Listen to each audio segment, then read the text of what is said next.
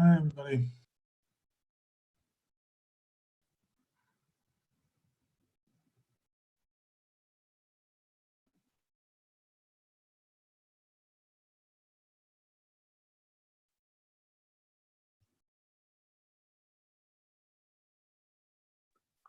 Good morning.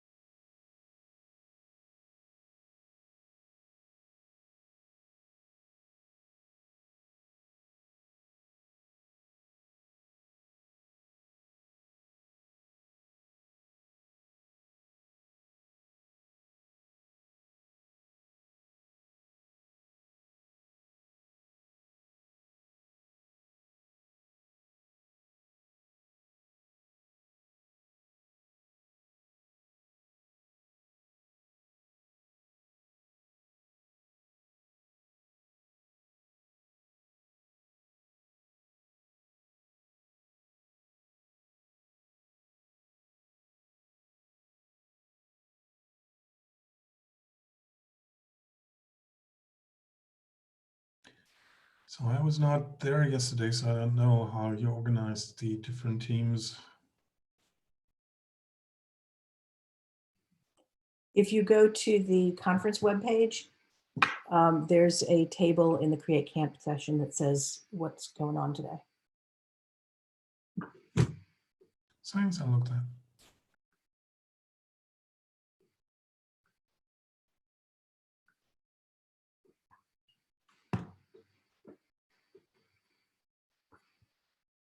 And we're going to get started in about 5-10 minutes.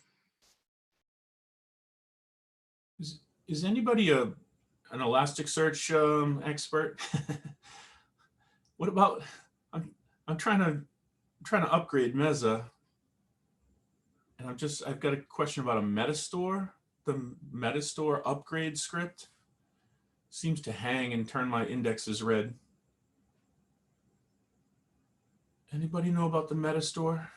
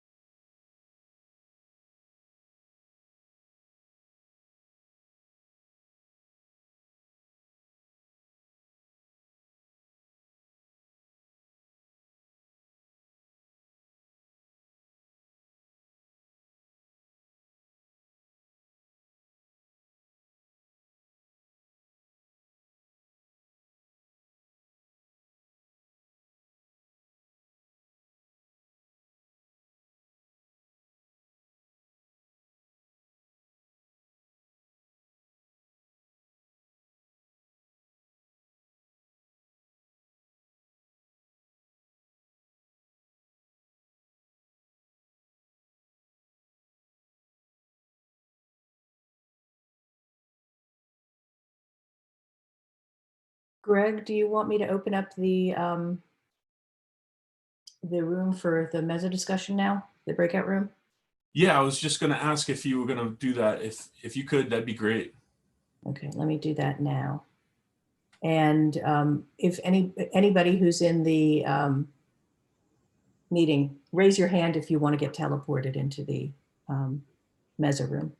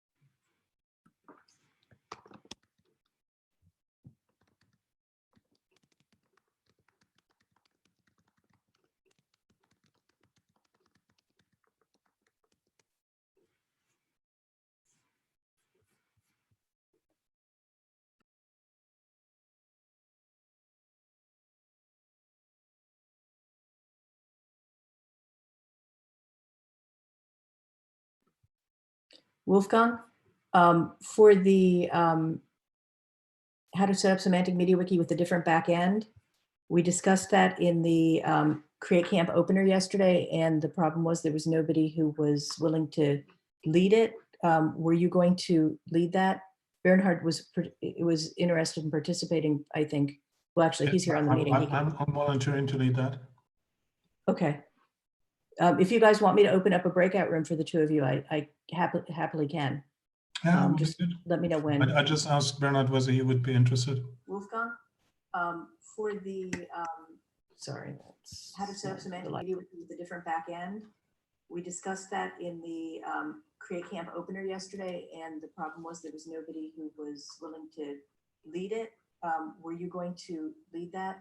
Bernhard was interested in participating, I think. Well, actually, he's here on the meeting. I'm volunteering to lead that. Okay. Same for me. If you guys want me to open up a breakout room for the two of you, I happily can.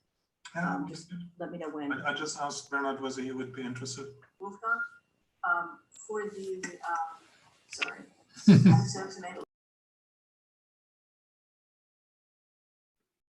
I was so confused. I thought that I was doing that.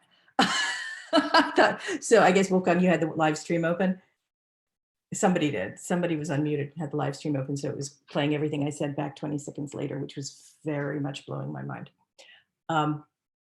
Okay. So the two of you can figure out when you want to do this, and let me know if you want me to create a breakout room for you.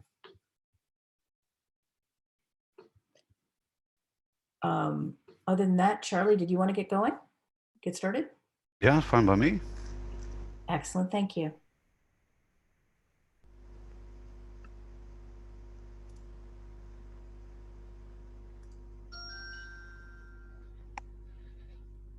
So you guys see my screen? Yes, I do. All right, good. Let me just get rid of some other things. Okay, so talking a little bit about WS Form. WS Form is an extension that we created, and besides of creating forms on a web page, it can do some various other tasks, like creating pages or editing pages. Actually, perhaps it's, I'll have a look at the documentation here. So creating a simple form.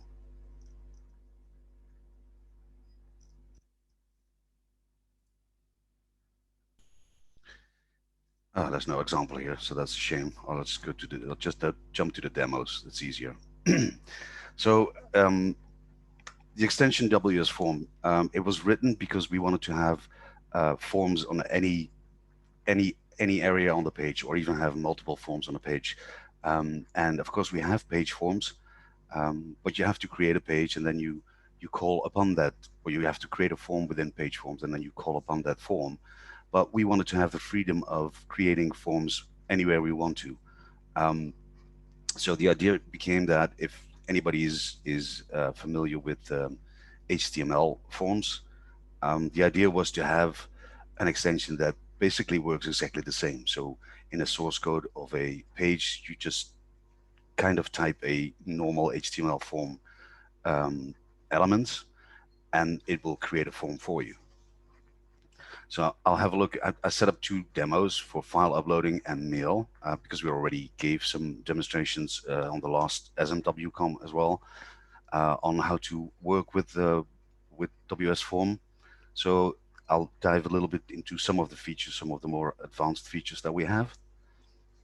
Let me have a look at Zoom. Okay, I can't bring that up. The easiest way to add a file upload. Okay, so this is a normal button like you have on a normal form, an HTML5 form, where you say, okay, I want to have an input of a type of field.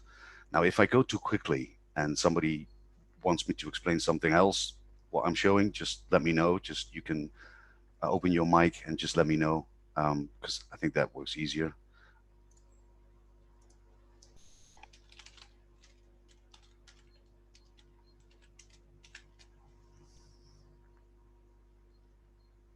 So if I go here, what would be a good thing? I think that one would be a good example. So you have forms, form elements, input types, all those kind of things. Well, and here's an example of a simple HTML5 form, which shows a label, an input field, another label, and another input field, and you get this kind of form. I'm just showing you this because then it would make sense when I open up the source code for the other page, for this page. So I'll press edit. Just make some room here. So I don't have much here. WS form is a parser function. So this invokes the parser function. What do we want to do? Well, we want to add something to the wiki. This is WS form specific. We're using this because we're uploading a file, and then we get an element, a WS field element with a type of file, the name of the element, what should be the name of the file, or the page to create, the file page. So this will be file WS form upload test file, the content of the page file, which is pretty simple here as well, and then a button to submit this form. So I'll just save these changes. Let me just quickly grab an image.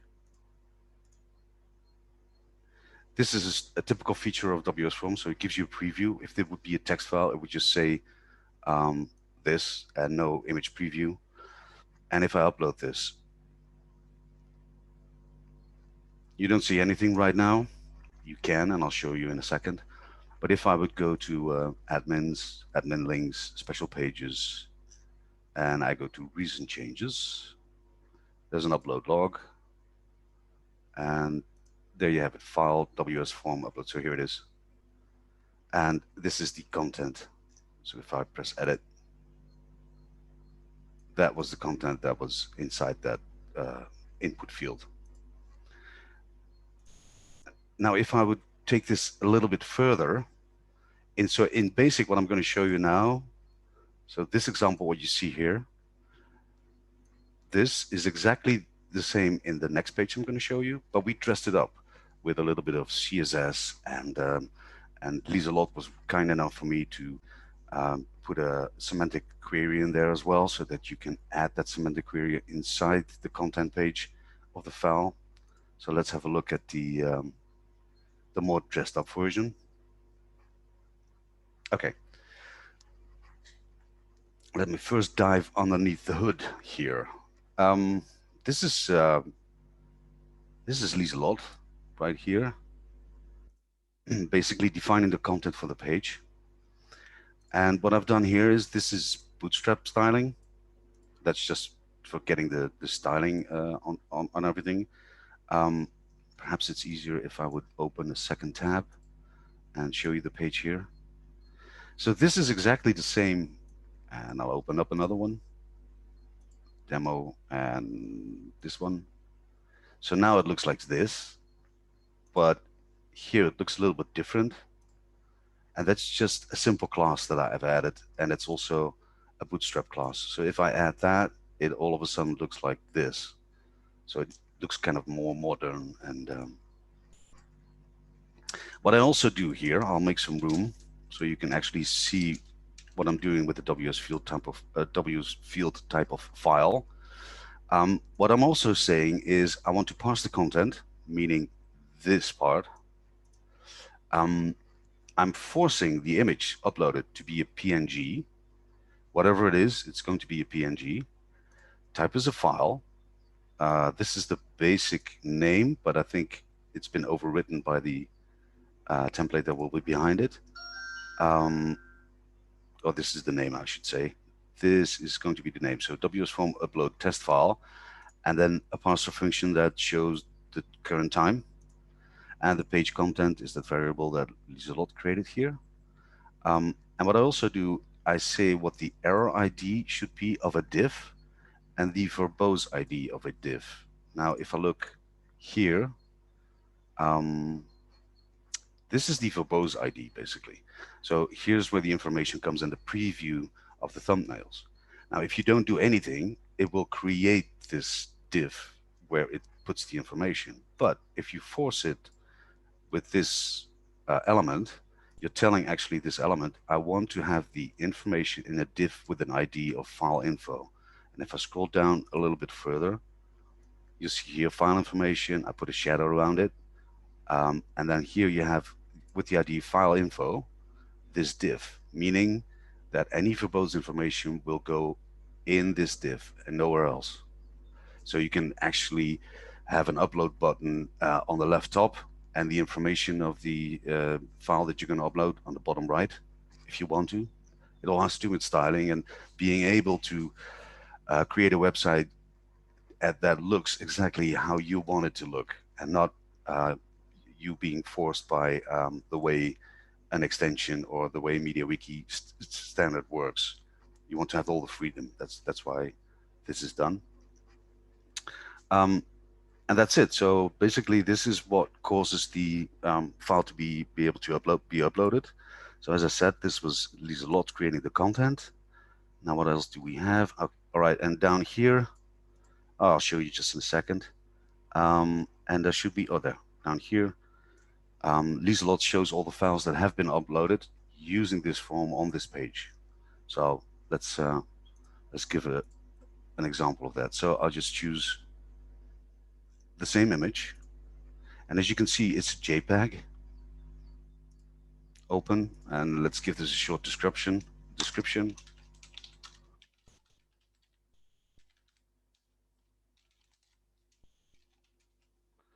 And I'll just, actually you see it across here, so you can actually delete it and upload something else if you want. So I'm just going to say upload. And as you can see, it created the file page with the description. It uploaded the image. So let me just go to that file page. Look at what's inside. So the first thing I noticed is that type is PNG, because I told it to force it to be a PNG. Description, what an awesome photo. Uploaded from page file test. That was the page we were on.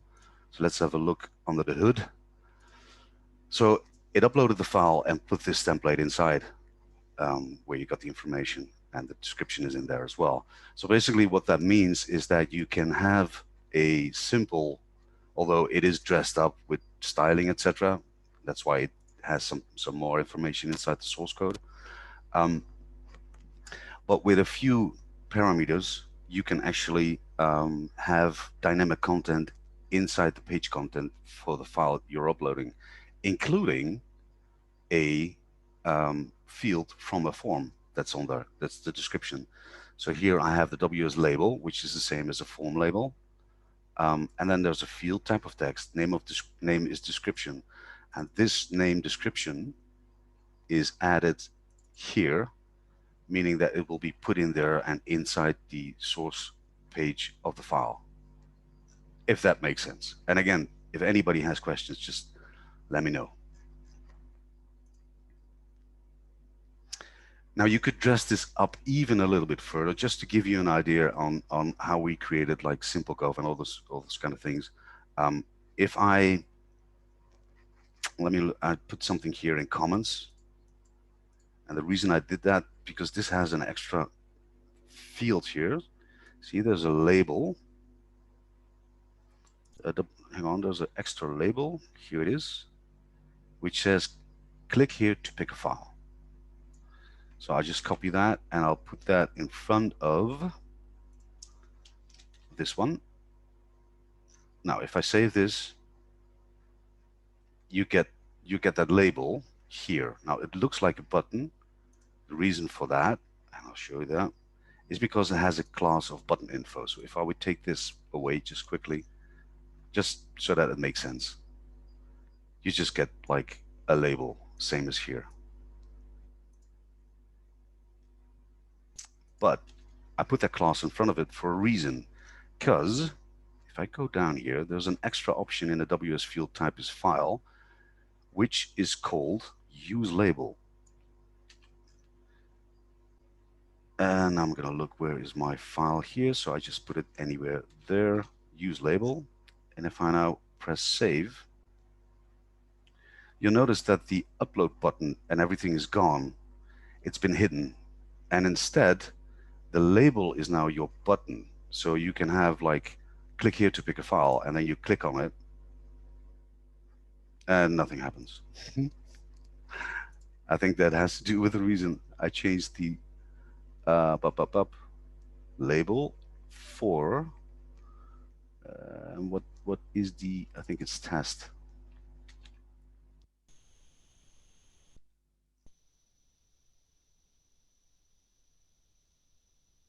There you go. So if I take another picture here, upload, it basically works the same as if it was a normal upload button, but it looks way more modern, and you can have this one inside, like for instance, in a frame like this, you can have it on the bottom right corner. You click on it and you see a preview, and if you then click on upload, quick description, testing.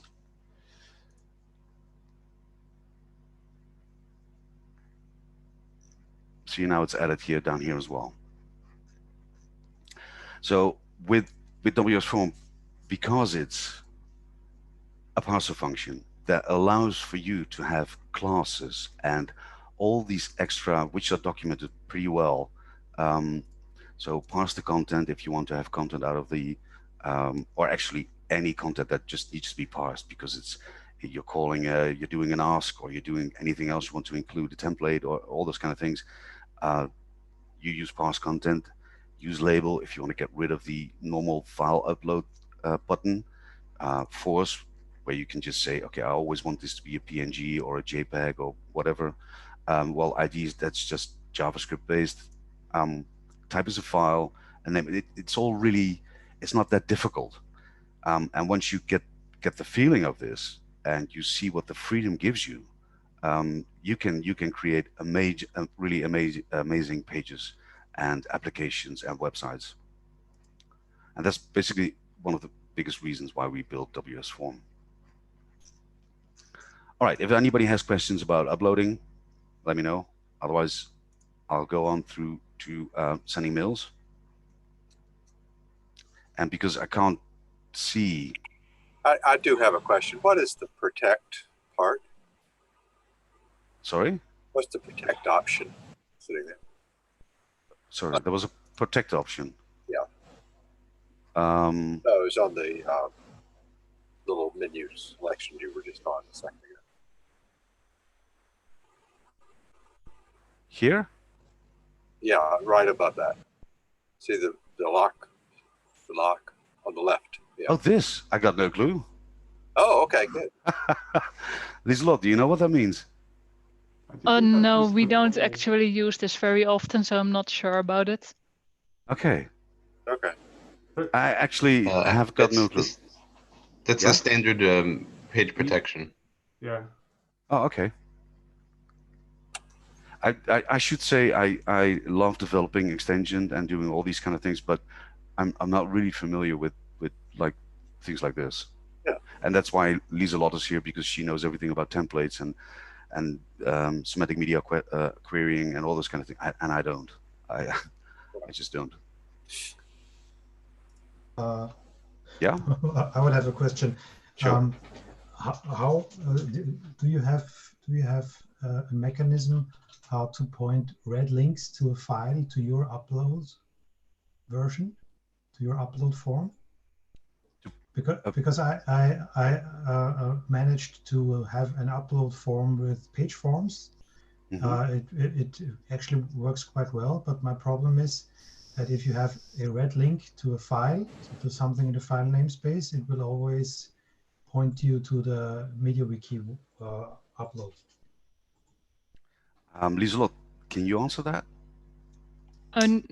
We don't have this, but you could create like a template that you use to link to file pages, and then in the template you could check if the file page exists and then show an upload form if it doesn't. But you would have to manually create a template for that. It's not standard available in WS form.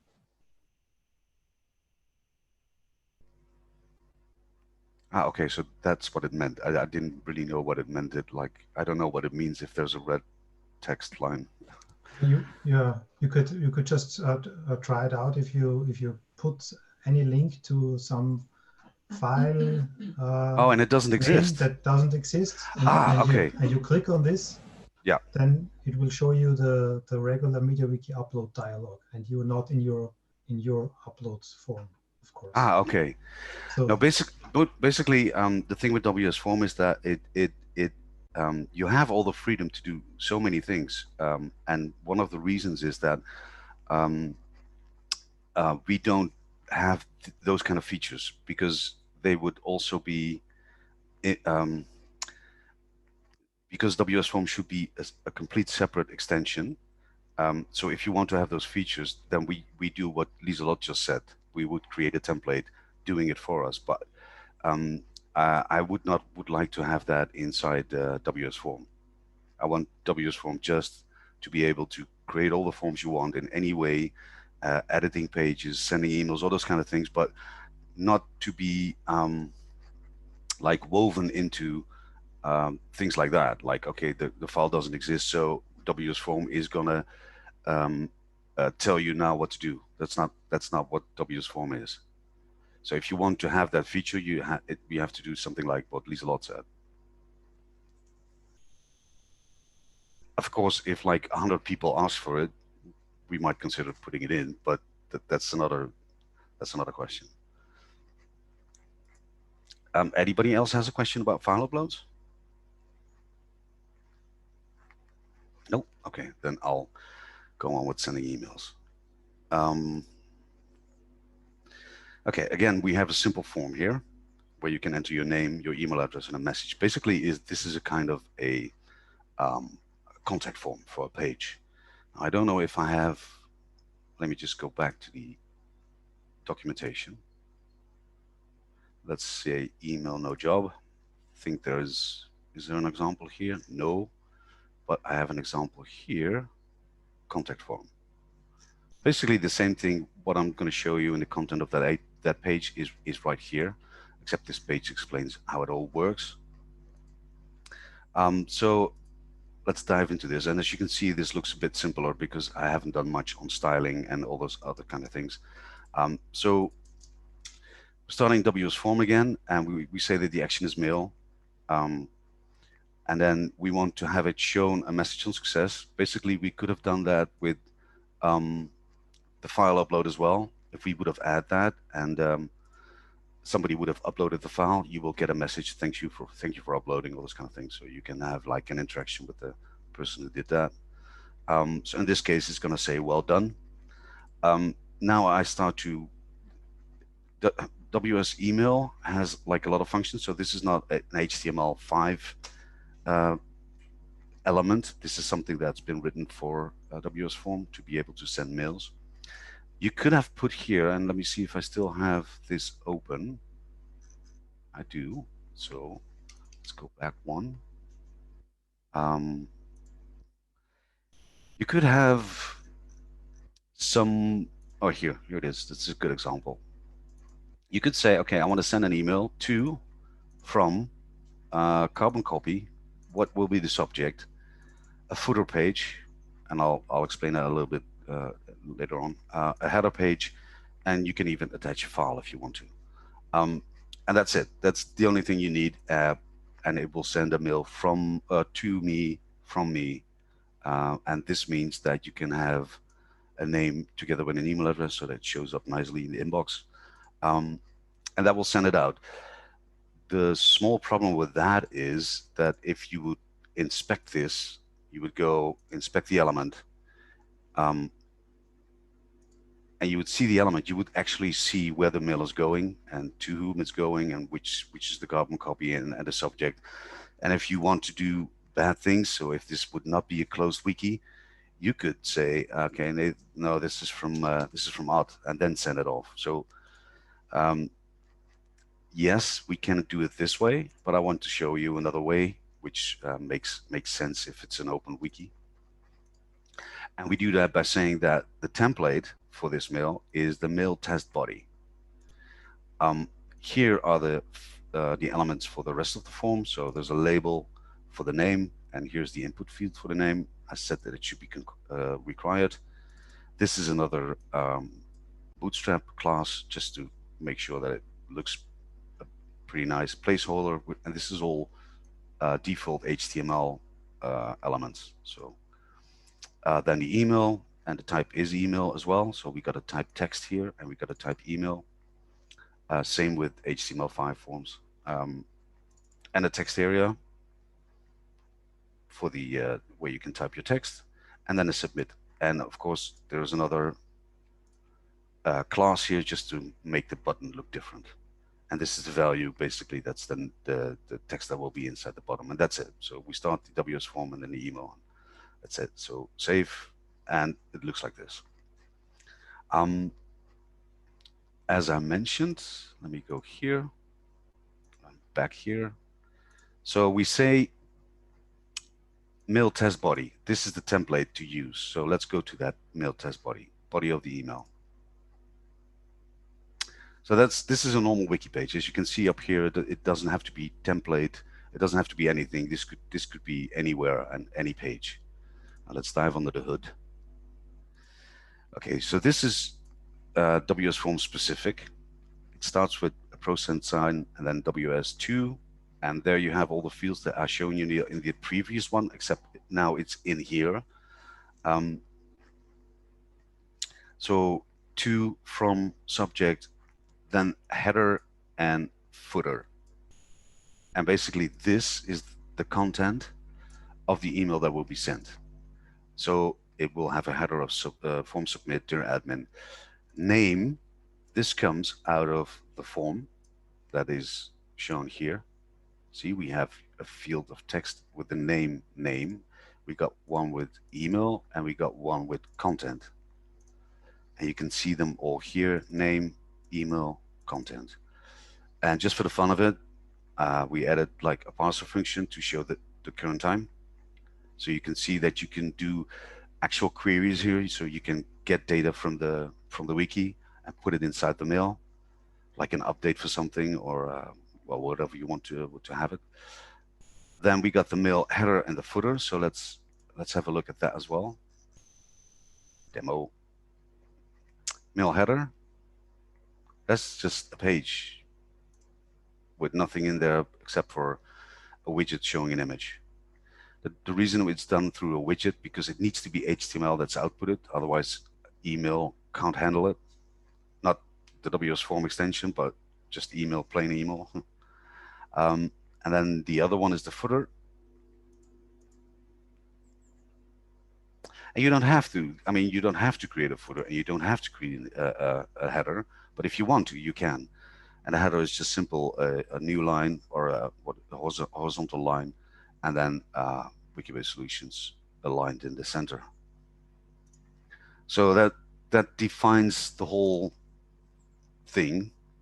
So you got the email body, and in that email body, we start with telling where it should go, and you can have multiple email addresses there, from and the subject, the header, the footer, the pages, then the content itself. And if you would go and say, okay, hi, my name is Lieselot, and my email is Lieselot.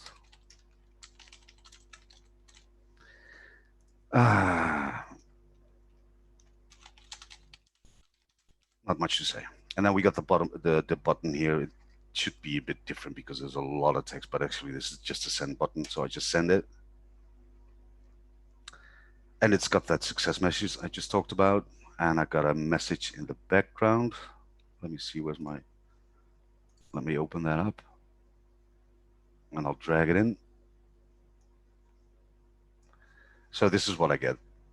So from info at Wikibase, Lieselot has sent you a message using the contact form on our wiki, then the details, and I put that details inside the table. As you can see, the table is here as well. And then the parser function that shows the current date and time.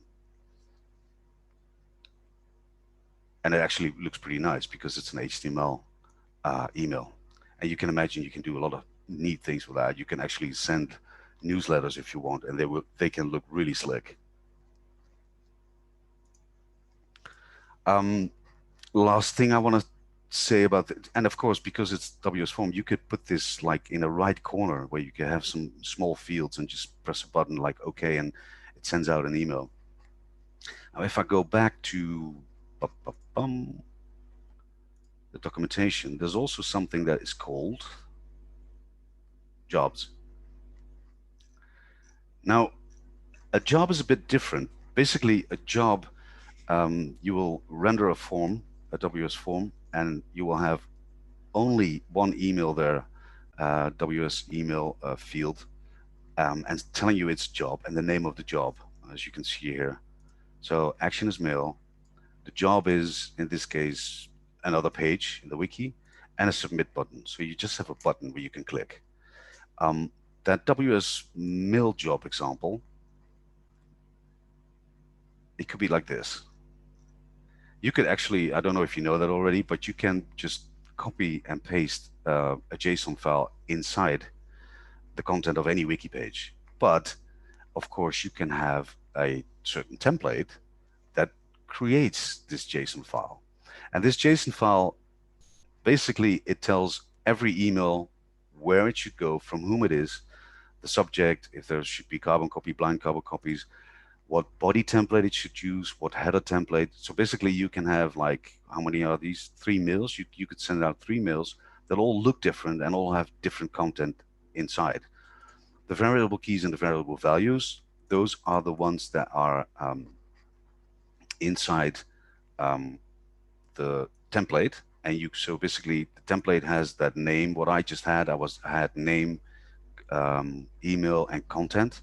So you would say here name, email, content, and here you put in the values what should be filled in for that email, so it will be replaced.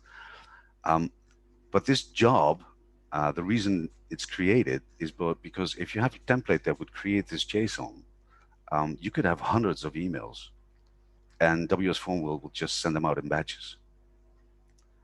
So yeah, you could actually have a mailing manager there if you have a mailing list with a lot of people on it. just write one template that will always create a JSON like this, always up to date, and then use that to have WS Form send it out. Now this is pretty advanced, but I just wanted to show you that it is possible. So I guess for sending emails, that is, well, I think that's it for me on sending emails. So if there's any questions, let me know. Is job an abstraction that's more general than that, or is that just Sorry, is job? Is job, J-O-B, an Yeah. abstraction that you're thinking about, or is that just a symbol? No, actually, we call it job because it can create an email job for WS Form itself, so that it can create batches of emails to send out. That's why we call it a job. So let me give you an instance of what I'm thinking about. Yeah. See how this gets handled. So I send an email to you. Okay. Mhm. I need you to respond within 24 hours. Okay. Okay. And you don't. Yeah. And I want to send another email because you didn't. Mm-hmm. So that was the reason I was asking whether the job was an abstraction. Ah, okay. No, okay. No, this is not by default built in, but we do kind of use that feature. We have another extension that can actually read emails. So basically, we could check if the inbox has a response from the mail you've sent using this tool, and if it's not, we could send out another email. So it will be automated. It could be, but it's not like it's default in here where you can say, okay, there's a time, and then if we didn't receive anything, send it out again. Yeah. No. Okay. Sounds great. I was just curious. Okay, but we do have that feature, but it's just not like a complete feature built into WS Form. Sure, sure. Again, because yeah, sorry. I'm sorry. Can I just add something?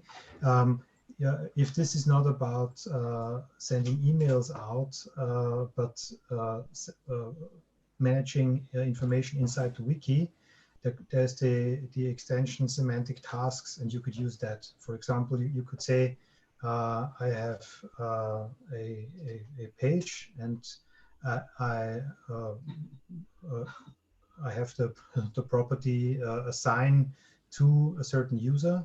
Then the page gets assigned to the user in the system. The system sends an email to this user, and you can be informed after a certain period of time if the user has done anything.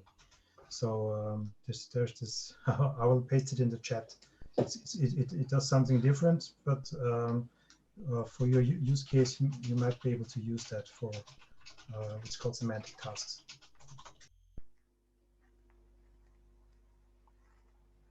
Thanks. And I have a question from the YouTube channel, if you're ready. Sure. What happens when you upload a file that cannot be converted to the type you gave in force? You get a, like I've shown you the thank you or the well done message that I show you as soon as I send a mail. Basically, you get like a message there if something goes wrong. That's the so if it can't be converted, you'll get a message there. If for some reason the file could not be uploaded, you'll get a pop-up saying, okay, I can't upload this, and a reason there. And if it's a technical reason, it tells you to contact the administrator.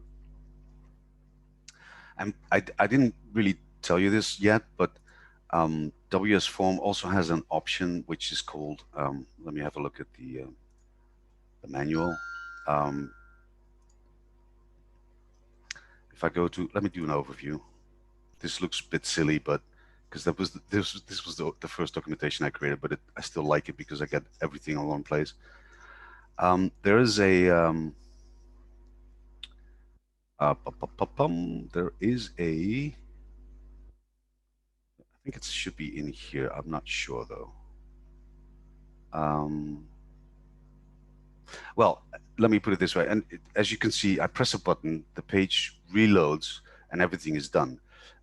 We do have the option to say, okay, I don't want this. I want this to be Ajax. So it will do everything in the background through JavaScript. you will stay on the page and you would just get a success message saying, okay, this is uploaded. Or if it's a failure, it'll pop up and say, sorry, we couldn't do this. But you would stay on the page, and basically you can do virtually almost except for jobs, I think, or perhaps jobs could even be done. I think I should have an example here as well, though. But basically, you could do anything what I just shown you, but then stay on the page. So you get like a more of an app feeling instead of a website feeling. So you can do that. I'm just looking at where I have that in the documentation. As you can see, there's way much more things you can do besides the things I've just shown you, but that goes really in depth. But you can add triggers to the form. So basically, if somebody presses a button, you can do a JavaScript trigger that could perhaps look at the fields if they're okay, or something else, or have it done after it's submitted to run some code to do something else. But I cannot see. I should have that somewhere. Lieselot, do you know where that is?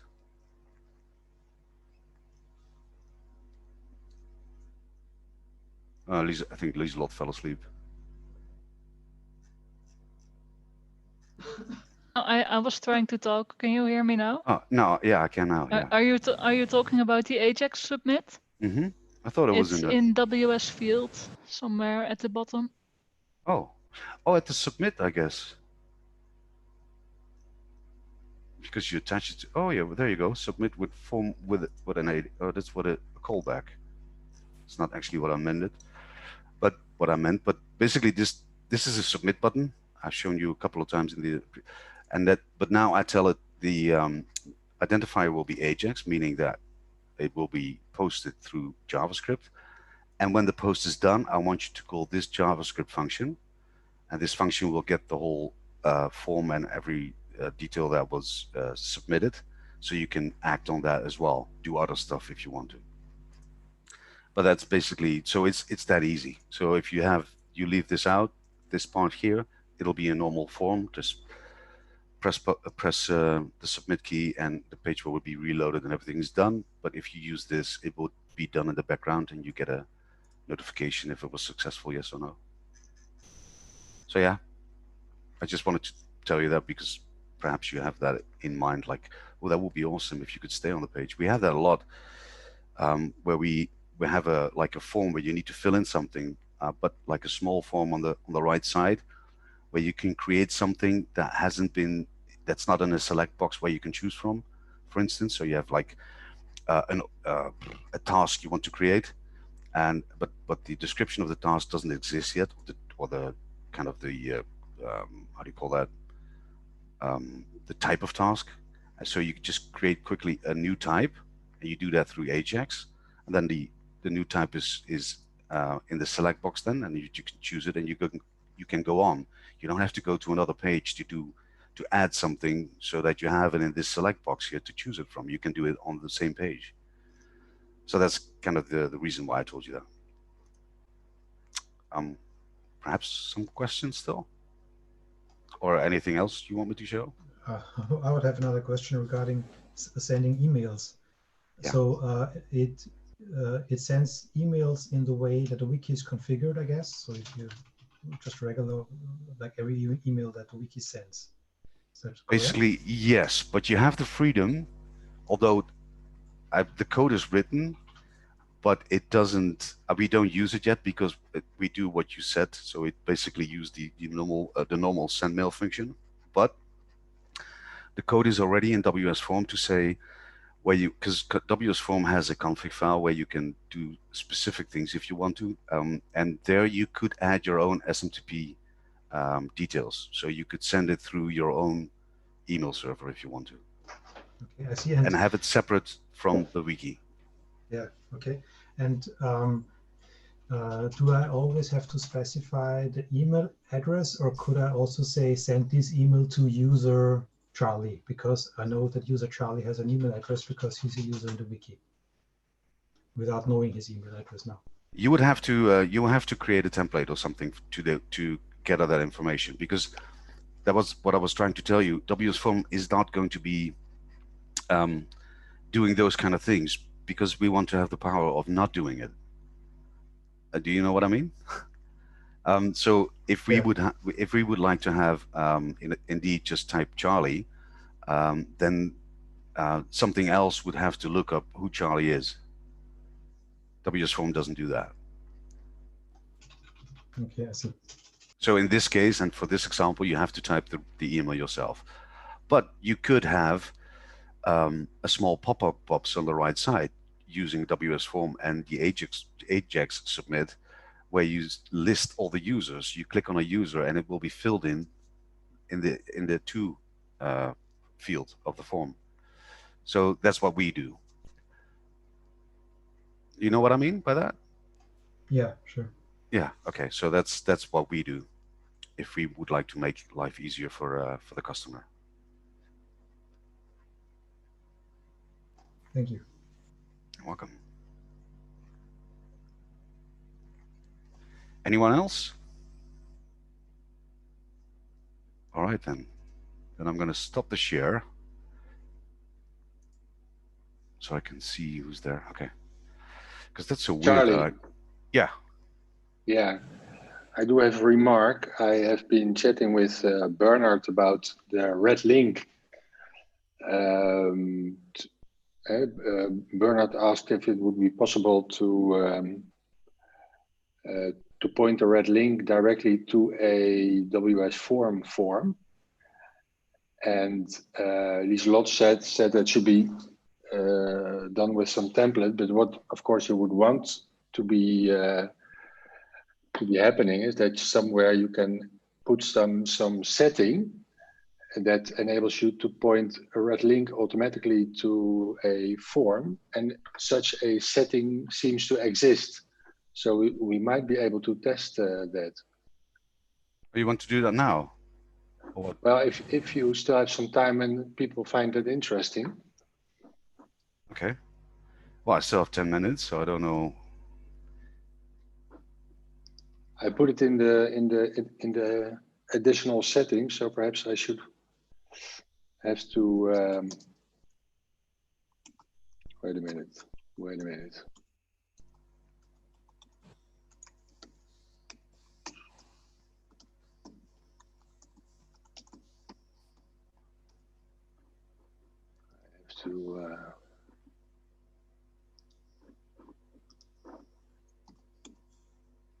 I think I have to give the local settings a touch.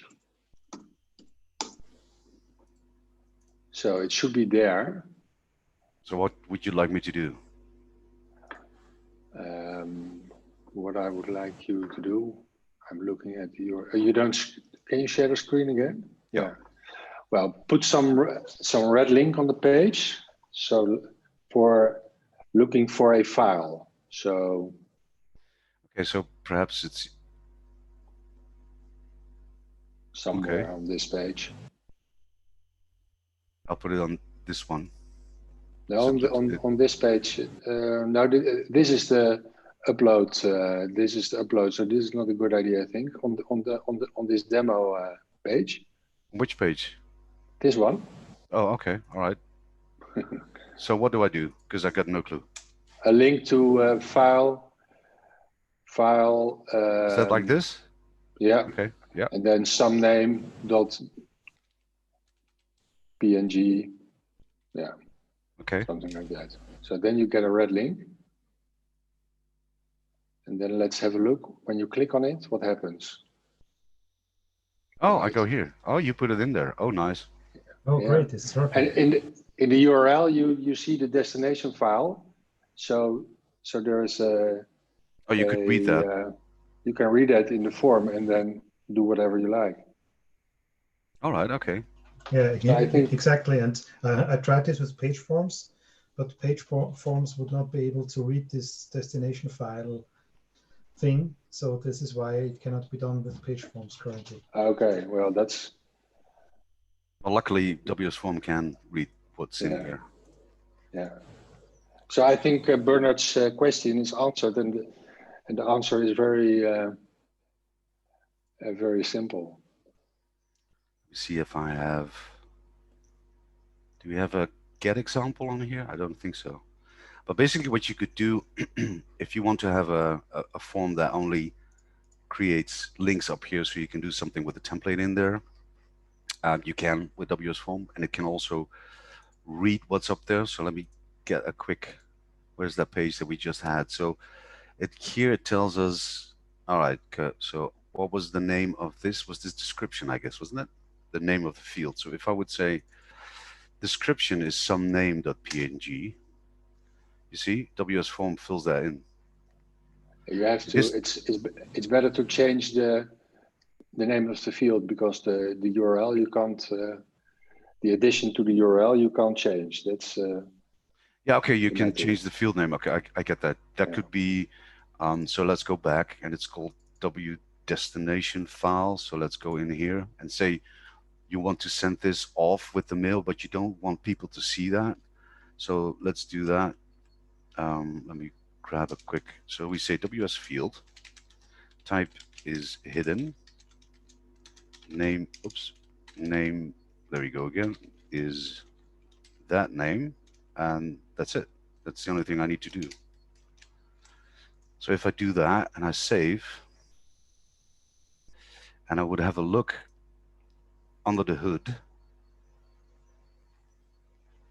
then we should have a field that is called, did I put it, or did I put it somewhere inside something else? It was hidden, Charlie, so. Well, not that hidden. Not that hidden. Where did I, let me put it on a spot where I can actually, let me do it as the first one. Name is destination field. I'm not forgetting anything, am I? Lieselot, if I'm doing something wrong, you should tell me. I'm not sure what you're trying to do at the moment.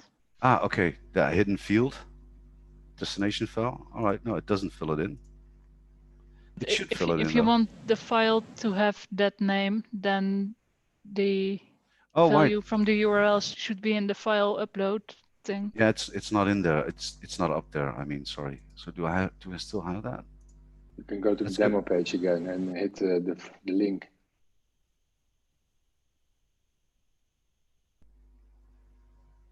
I'm clicking on the wrong one, am I not? Yeah, sorry. So let's have a look now. Here it is. So now you're sending this off together with the form as a hidden field with the value that's on top here in the URL. So yeah. How can you use that? Yeah. And then you can use that. If you could put that in the content of the file, for instance. So if I go here, it could be part of the. No, it should be the file name, eh? Yeah, of course. But now the file name is created through Lieselot's her thing she put in there. But yeah, it could be file name. Yes, it could be, no problem.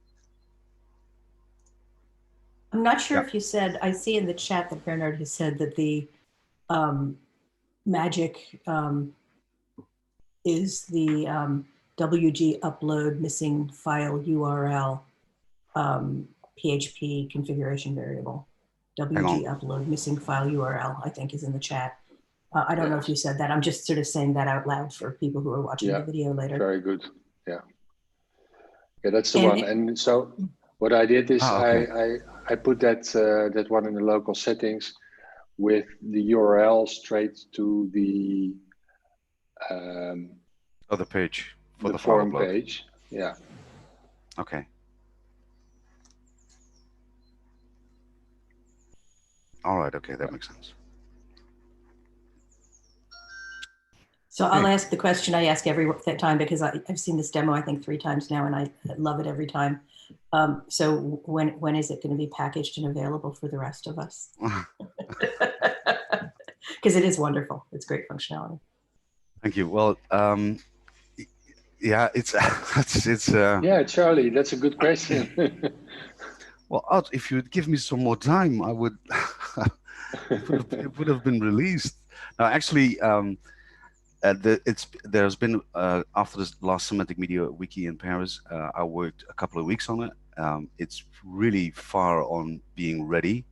One of the reasons it's not has to do with the fact that WS Form, the handling of all the forms that are submitted are outside of the wiki, meaning that you're not inside the wiki. And I heard a request that people wanted to have it inside the wiki. So also the handling of everything, and that's what I'm creating right now. But that meant a complete rewrite of that code.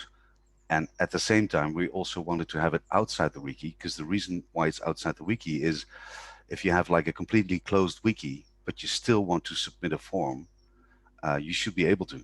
So you have a completely closed wiki except for one page that has a form, and you want everybody to be able to submit on that form, you can. That's one of the reasons why the handling of the forms is outside of the wiki. And now I need to build it inside, and that just takes a little bit of time. No, you don't, Charlie. Yeah, I do. No, you don't, because I'm perfectly fine with what you say. That's even if in a closed wiki you might want to have a form that can be filled out. Yeah, but it will be an option though. So then one of the reasons that's is nice. That's nice for the next version. But to be honest, I've never seen you in Rotterdam. You told me that you want to have the documentation ready first. Yeah. I've never seen any extension in the MediaWiki environment that has such a great documentation. So you can just release it, and if some people say they want to have this and that feature, that's their problem for the one time. They can help you do that. But for 90% of the users, we will be very happy to have this and to be able to use it. So don't overthink this. Well, thanks, and I'll have this discussion with Art next week, I guess. I'll show you one of the reasons why people wanted to have it in the wiki. Let me have a look here. The upload log, it tells that WS Form has uploaded it, not me. That's one of the reasons. You're not sharing your screen at the moment, by the way. Oops. Oh, Lieselot, you're so on to things. Really nice, thank you. So as you can see here, I'm in the recent changes, and the upload log, it says it's WS Form that did all the uploading, not me. And if I look a little bit deeper, let me have a look. If you make changes to pages, then it's not the user that has made a change, but it is the WS Form user. Within the comments, the name of the user that I was just going to try to Well, while you are trying to find it, I can, it's not in there because nobody made an edit on this, because this is my basically what we're working on here is my development website for WS Form. So nobody else basically works on it. So it's my own small domain. I can remember we talked about this, and I agree. This is indeed a problem. Yeah, so that's one of the reasons why I wanted to have it inside there, and that's what I'm working on right now. But if I want to have that feature, I need to do, I want to do that like nice, neatly, and everything should be documented. Every function should have been good documented and things like that. So yeah, that's the reason why it doesn't work like that yet, Bernard. So we don't have a version of WS Form that does that already. So it's not only documentation. Not true. No. But I'm far there. I'm getting there. I think all the normal email stuff, or all the normal form stuff works. But I'm currently rewriting things for like emailing and uploading and all those kind of things. So yeah. Okay.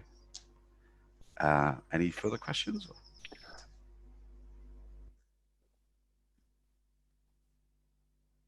right then. But Charlie, we can share it's not on the MediaWiki website yet, but there are some people we have shared the code with, aren't there? So That's true. we can, yeah. But I think Bernard was one of those people. That's correct, but unfortunately, I didn't have to find time to really get it running yet. But I will. So I have access to it, yes. But You're in our Discord as well, right? Yes. Yeah, you can always ask me a question there. So if you get something Sure. weird, Yeah. Thank you. that's also one of the reasons why this extension, if it should be working on any type of wiki with any type of configuration, it should work. And currently we use WSForm always on our configuration. So for me, it's hard to test anything which is different than that. So I come across some weird things now and then when we install it on somebody else's wiki, because they have something there which is well, different, or something I didn't know of. So yeah, that means that I must make sure that it works everywhere.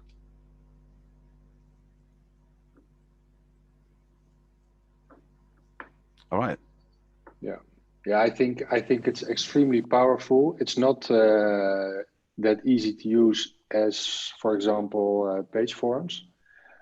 And we do want people to have it. And so if you want to be in, let's say, in the same position as Bernard, to have the code and test it in your environment, we will be happy to share it. Yes, I have a version there for you to try out. That ad. Hey. Is that ad talking? That's Ad, yes. That was Ad talking. I just thought so. All right then. So that would be it from me. And if you have any questions or want to talk about this further, just let me know. I'll be happy to do that on Skype, Discord, or anywhere you want me. No problem. I think then it's up for Jesse. If there's people there that want to have a look at, I have questions about how we use Git and how we do versioning and all those kind of things. He can show you a little bit more, or perhaps practice examples. All right. Yes, thank you. I will, I will propose I will show you one example of a project and maybe walk through it from the start till the end. And if you have any questions somewhere in between or in the beginning, just feel free to add in so we can maybe focus more on things there are questions about than other things. Let's see, share my screen. Yes, I wanted to put this in. Do you see a source tree screen? Yep. Yeah, okay, thank you. So I don't know if everyone attended the presentation yesterday, but our projects are structured in a way that we have, let's say, a main project part, which consists of a local settings file, a composer file, and maybe some project specific files that are needed, some icons or something. And then we extend that project with submodules, which you can see here. So we can extend that project with extensions. So extensions which are openly available on MediaWiki, and extensions we develop ourselves. So most extensions with WS in front of it are extensions we create ourselves. And then maybe some other submodules which are specific to this project, or this extension is a kind of basic thing we want to be running on other wikis. So that's the Git structure, which makes it possible, if I can show you guys, maybe WS arrays, that you can open your submodule, work in this, commit your file. So if you change a file, it will show up here. You can come up with some kind of message that is descriptive of your change, commit it, and then in the main project, you'll be able to pull those new changes to your main project and update your project. Then I would like to, so that's the development part of it. I don't know if I should go into more detail. If anybody has more questions about how you would manage this and how it works, please feel free to ask.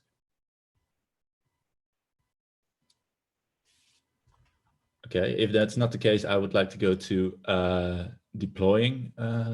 Let's see, I have a bar in my screen from the screen sharing. I'll take that to somewhere else.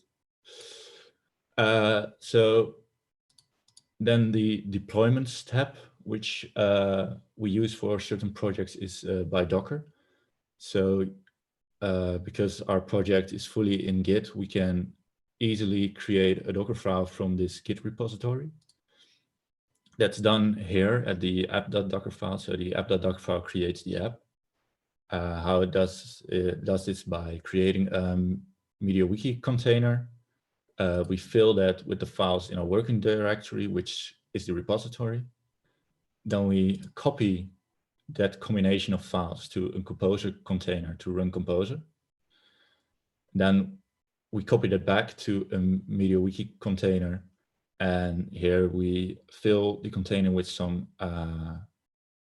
environment values to state the database user and password. We run updates if there are any available.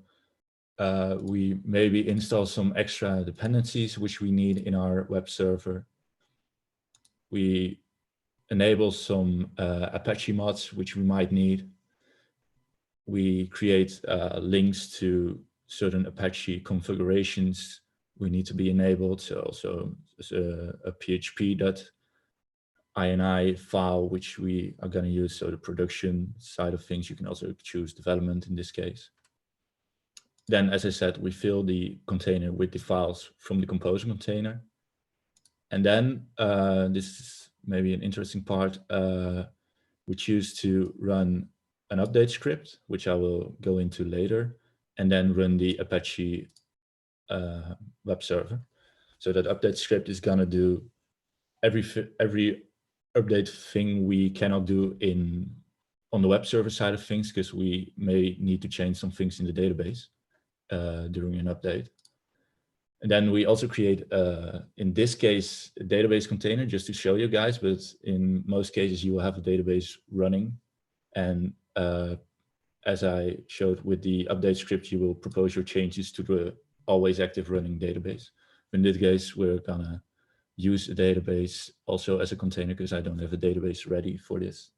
And we're gonna fill it just like I showed in the presentation with basically the things that are done by the update Dutch PHP maintenance script from MediaWiki, but then in a SQL translation. So it just installs the basic MediaWiki.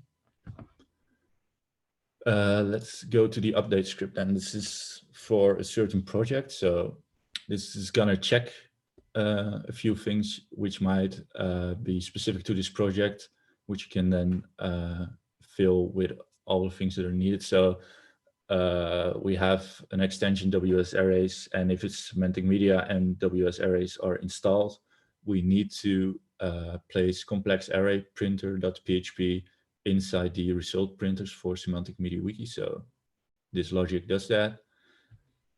Then we need some configuration files also for WS form. You can give WS form a configuration about which what the user credentials are for the WS form user. So that's done here. We create a user, and then we link a file in which we define that user to the WS form config. Same goes here. It's another functionality we use, and we have to get some configuration in there. We run the update scripts. So we run the update HTTP for MediaWiki and the real build Elastic Index for Semantic MediaWiki, because we're also using an Elasticsearch backend in this project. And let's see here, we didn't go very much into detail yet, but if you saw the presentation yesterday, we use wage paging to sync wiki pages. So the extension creates files from wiki pages, and we can then put these files in Git and have them version controlled. And then when we deploy to a server, we can import those files and import them as wiki pages, so they will become wiki pages again. So that's done in these lines. And I can show you guys how this works. So let me go inside the Docker folder where our Docker Composer file is, as you can see here. A Docker Composer file just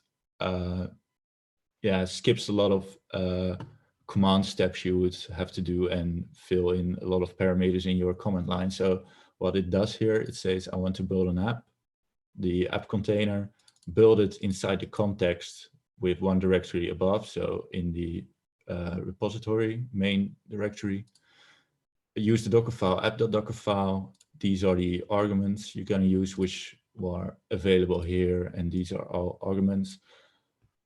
That's a bit Docker specific, but arguments are available during the building process of a Docker container, and environment variables are available during the running of the Docker container.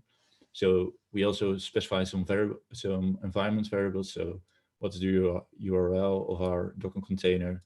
What's the name of our database? This is a DNS name for Docker. So our database container is called DB, and it's called DB here. So choosing this name will link to the database container, which we're also going to create the same for Elasticsearch. And then we open ports 8443 for HTTP and HTTPS connections to our web server. And we, this is not important. This is specific to the project. You could mount a folder with some persistent files, so maybe images or uploaded PDF files in here. Then our second container, which we're going to create, and which is not always, that's only useful for our local environment. If you're deploying to your live environment, you will have a database running. So in this case, it's just a database with a version and then some database credentials. And then we run the Elasticsearch. We use the Elasticsearch provided image, and then some environment variables provided by the Elasticsearch documentation on how that would work. So if we start this up, so the first thing you would do is you would say docker compose build. This will build the images. So this might take a while, but because I already did it, it's gonna use some caching. So as you see here, we copied our repository inside the MediaWiki container. We put it in Composer. Now Composer is gonna run, update our dependencies on Composer, which is gonna take some time. So if anybody has any questions for now, please ask.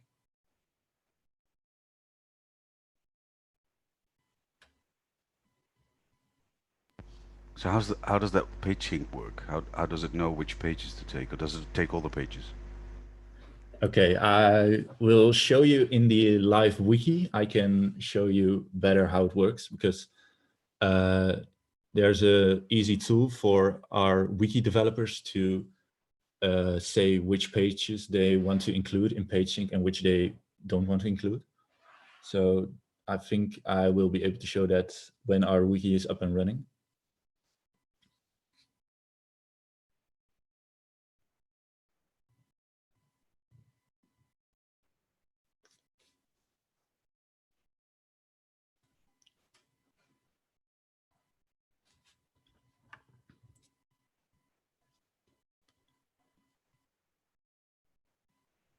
So this step you only have to do once, because after the images are built, you can, yeah, it has a lot of caching in between, so you can reuse the image. So if you, let's say, change something in a local settings file, you would change something in that, it doesn't need to run everything in Composer again, because the change in local setting doesn't change anything about your Composer run.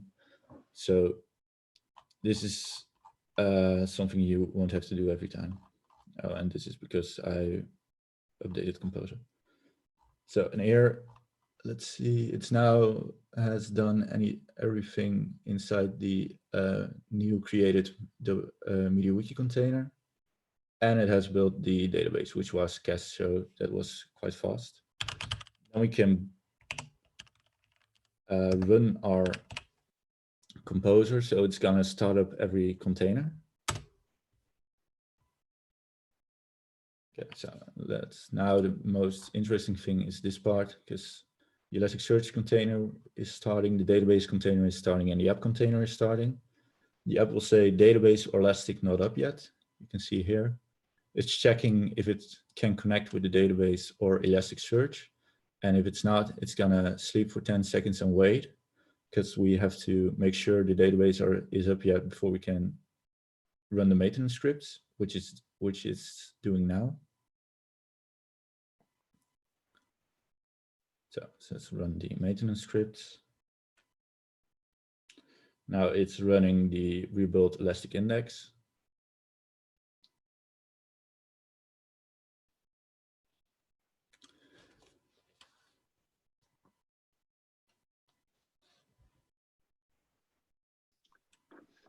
In the meantime, I have a question Yes. about Elasticsearch. So in this example, Elasticsearch is used as a store for Semantic MediaWiki. Is there a lot of experience with that, with other people?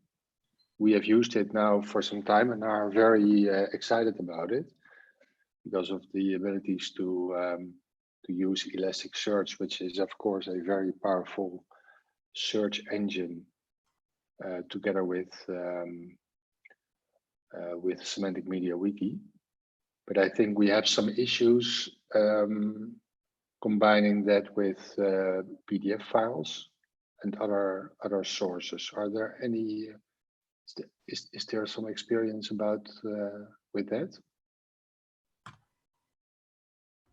To be clear, I think this is No. a question for our participants, not to me, because this is Ad, who also works for BTS. Yeah. So if any participants guys have too. more experience with Elasticsearch, please feel free to weigh in. I believe if you install the PDF handler extension, that it will automatically configure Elasticsearch to index your PDF documents. Yeah, but that's in combination with Semantic MediaWiki. It's not that trivial. It's a little bit more. It's a little bit more difficult. Because if you use Elasticsearch for in combination with semantic, so if you use the Elastic Store for Semantic MediaWiki, I don't think it's a good idea to combine, or you can combine that with Cirrus search on your wiki, but it's not a combined search. So you can't. So you have. It means that you have two instances of Elasticsearch on your wiki, one for Cirrus search and one for Semantic MediaWiki, but it's not combined. So, and what you say about PDF handler, that goes for Cirrus search.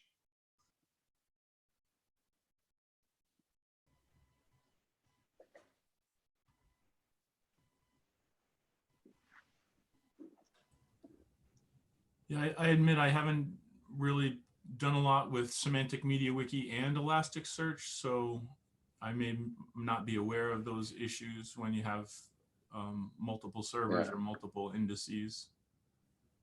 It is interesting to try that, Greg. It offers some very interesting features.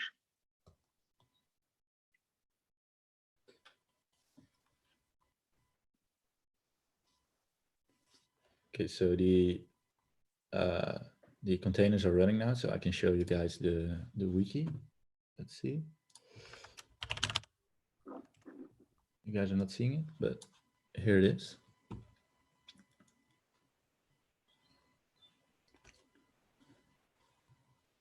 So it's a closed wiki, so I have to log in.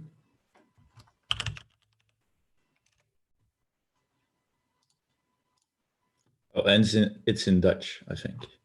So, but as you can see now, the wiki is running, and I, yeah, just with having my wiki fully documented in Git and version controlled in Git, I can spin up an instance quite easily and work inside that instance. I show that in the presentation. I think it's a bit difficult to show that for this project, but yeah, you would be able to have local files injected into your wiki and work on those local files and see your changes inside the live wiki.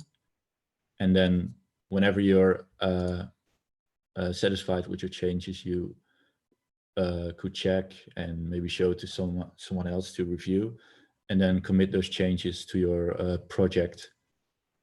So they're also, again, documented and people can review whoever does what kind of changes to a wiki. So I mostly think this is, I also had something else open. Is this, does anybody have any more questions about Git and let's see how you would manage MediaWiki projects in Git, and also working with more people in Git and working with multiple projects with the same dependencies and keeping dependencies up to date and develop and all those kinds of things. I don't know if there are any questions about that. Otherwise, I can continue a bit about CloudFormation. I'm not sure if anybody has any experience with that and how useful it will be for people who are not familiar with CloudFormation or yeah, cloud deployments. So please ask questions if there still are, and otherwise I can continue with a bit about deploying to the cloud.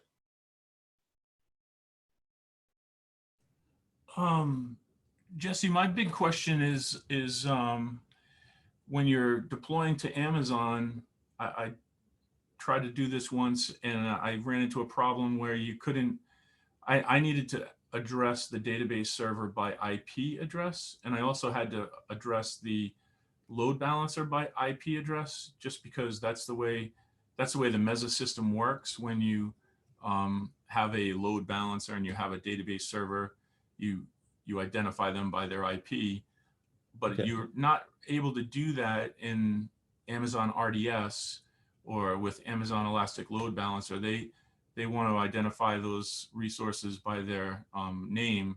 So okay, I wonder, I'm curious how you get around that with MediaWiki, or maybe your system with, what do you call it? Cloud deployment? This is CloudFormation. It's CloudFormation. AWS tool to, let's say, provide code to describe your cloud deployment. Yeah, so maybe with CloudFormation, there's, you just avoid the whole IP address thing altogether. To be honest, it's not, because I'm not familiar with Meza, but I use because it's AWS and other cloud providers, there's not really a static IP for all your services, because yeah, they're in the cloud, they can change. Yeah. They have a name, a DNS name, so you would have to use that name, and that's what I've been using, and without a problem. But I'm not sure if, I'm not familiar with Meza, so I'm not sure if they would be able to provide a DNS name for a load balancer or for the database. Right. Okay. So I can show. It would be a change to Meza to be able to work with domain names rather than IP addresses. Okay, so like I showed in the container, I have a database environment variable that I put inside the container, which is just where the container will know where to find the database.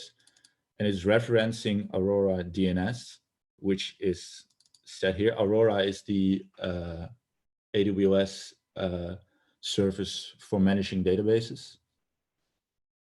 And the Aurora DNS is just, it's the DNS name of the database cluster. So by referencing that, I'm not referencing an IP address, I'm referencing a DNS name.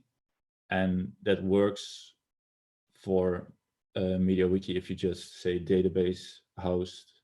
I think WG DB host is then the DNS name of the database.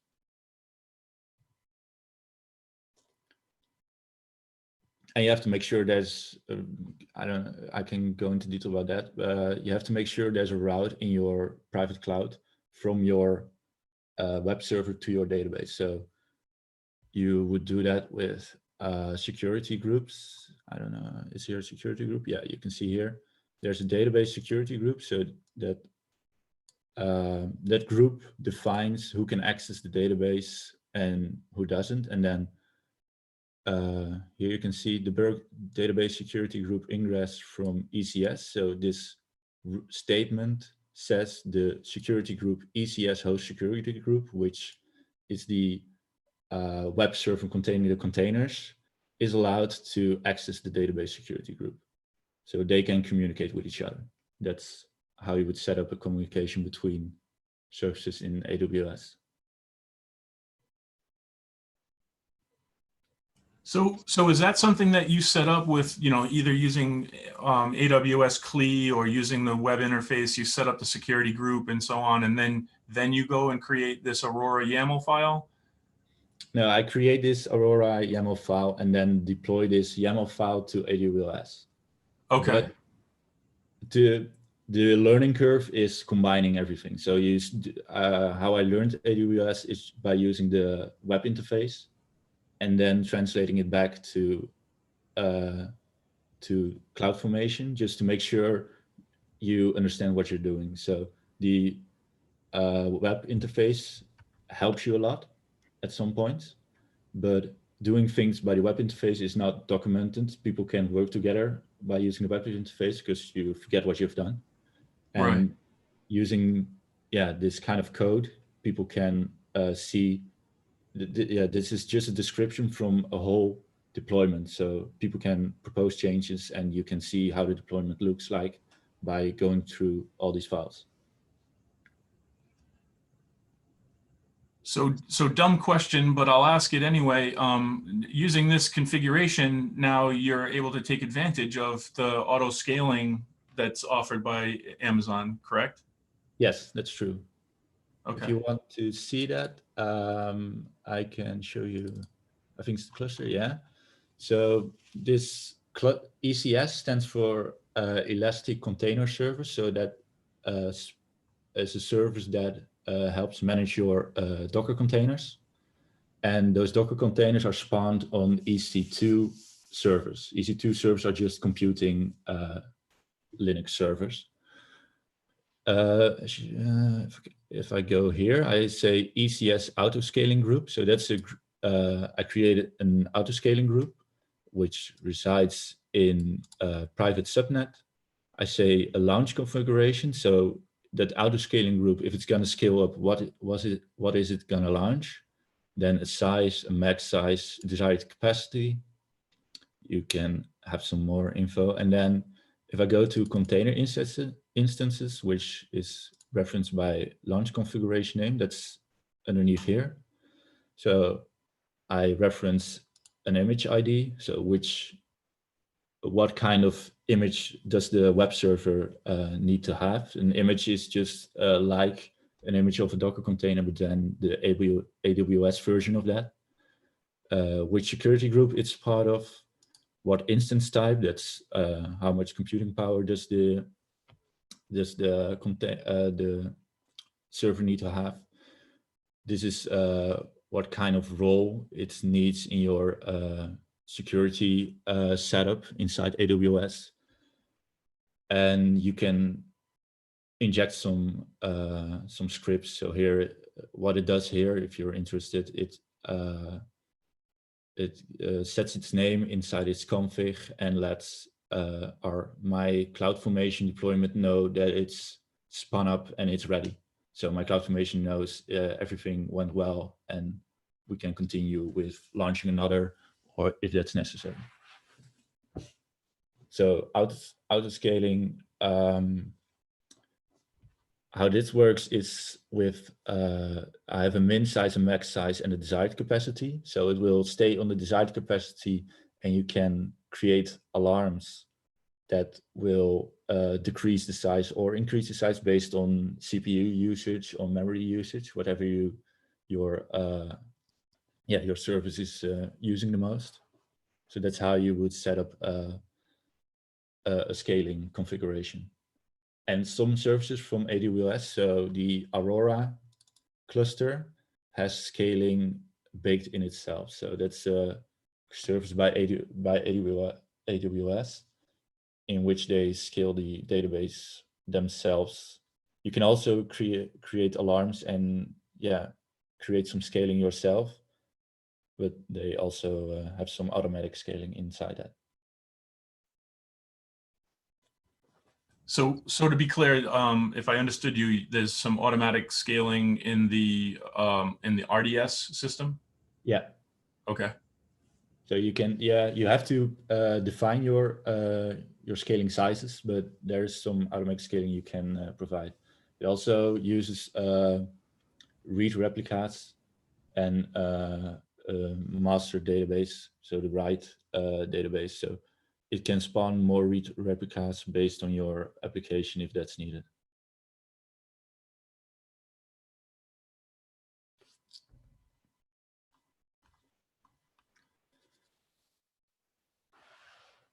So if there are no other questions, I don't think I've much more content for you guys. So I would like to thank you for your attention. I still want to see that page thing. Oh, yeah, shit. I didn't show you. Yeah, sorry. So if we have our page in this deployment, every page was filled with page sync. I didn't even show that. Let's see if I can go back to that. That's down.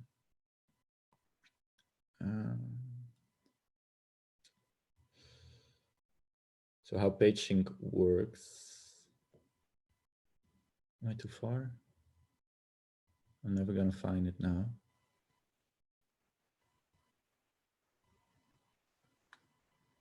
No, it's further up. Okay, I'm not gonna find that one, but I can show you guys how it works. So in this case, because we created this wiki from scratch, every page that's inside the wiki has been added by page sync. So it was an empty wiki, and then we filled it with page sync pages. You can see this switch. This switch decides if I want to have this page in page sync or not. So if I would click this slider, now this page won't be in page sync anymore, won't be followed by page sync anymore. And so whenever I will recreate this wiki, this page will be missing from the wiki. And so if you create a new page, which to be honest, I don't even know how you do that. Oh, I think you just write some name here. You can create a page. Then if this page is important for your application, so it's not some user content, but maybe a template, or it's needed from some logic inside your wiki, you can add it to page sync just by sliding this banner. And then now it's inside page sync, and whenever you deploy it, it will be inside your Git repository, and whenever you deploy your wiki somewhere, this page will be included inside your wiki. And there's also a nice special page, I think. Yes. So here you can see all pages that are inside PageSync. So if you need to make sure everything is added, or you need some nice overview of all pages, here you can see the page I just added to see which pages create your application. Yes, And if maybe- you yeah. if you change the language in the preferences to English, then it may be a little bit more. Okay, I will. A little bit.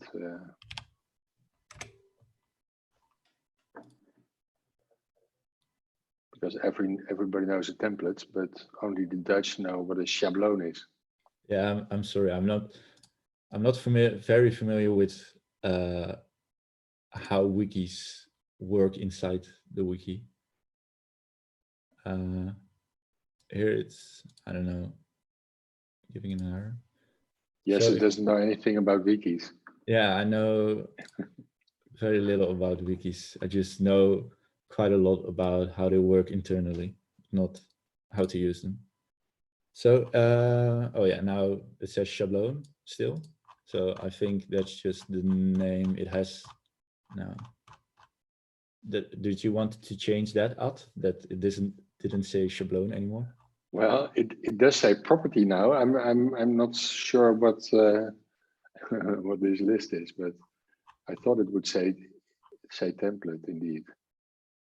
In the Schabloon things, yeah. I don't know. Well, perhaps. No. I think that this this page is created by PageSync itself, which will not use the language file, I think, but maybe Charlie can. Is it still working, the wiki, or is it? I can check. So.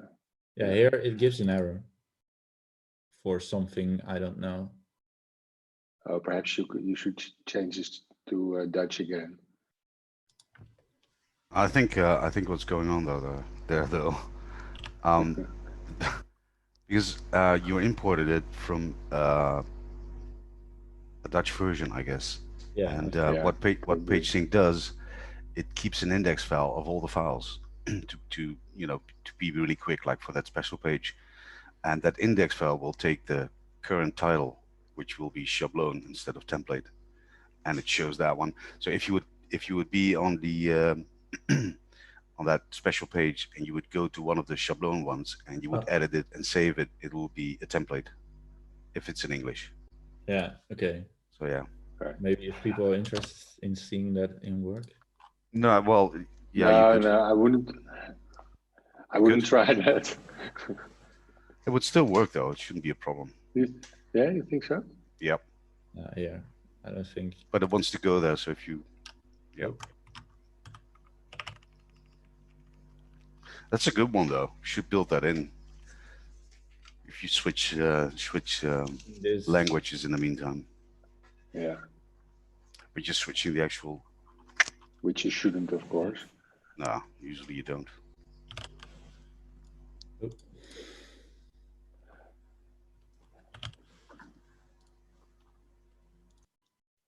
Are there any other questions still?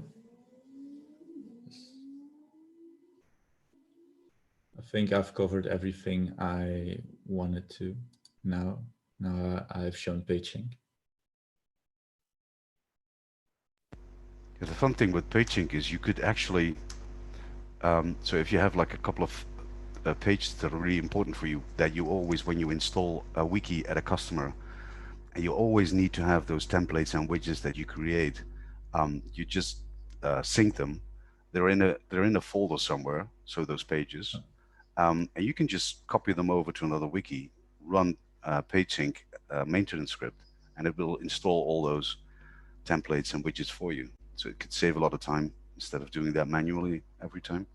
So this, the pages are saved here. I can maybe show. Can I show this page, Ad or Charlie? I can't read it, so I don't know what it says. Documents.wiki, it's called. I don't know. Look, you could look up the Jesse. Oh yeah, Okay, that's maybe easier. Yeah, created that one. But oh well, the Yese won't be in here because the Yese is inside the container. Ah, okay, right. But I can, yeah, if that's interesting, I can show you guys inside the container.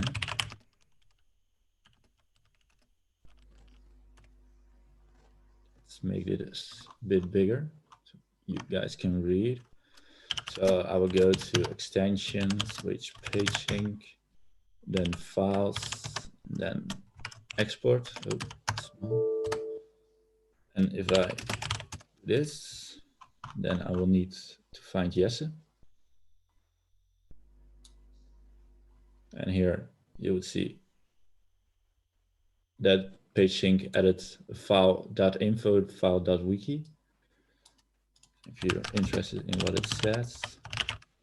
So that info contains the file name, the page title, the username that added the page sync file, changed page ID, and some gibberish because my font is too big. If you would read yes.wiki, yeah, it would just say test because that's the only text we added inside the page. So, and these two files in combination with the import script will import the page inside the wiki whenever you deploy it on some other place. Yeah, so you can always also deploy it and have the time that it's been inserted into the wiki to have it the same time as the original template or page was created instead of at the moment you're creating it.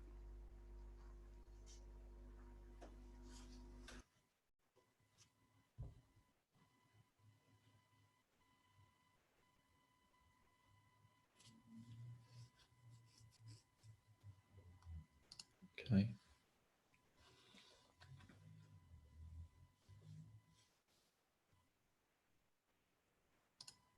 Okay, if there aren't any more questions or comments, I will stop sharing.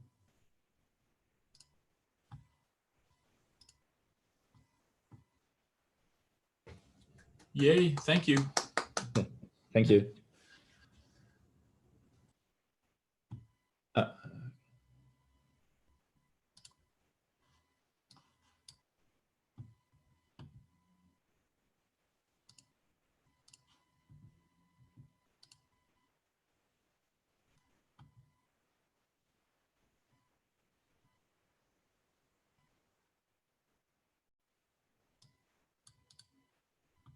So I think Cindy is still in the Hangout.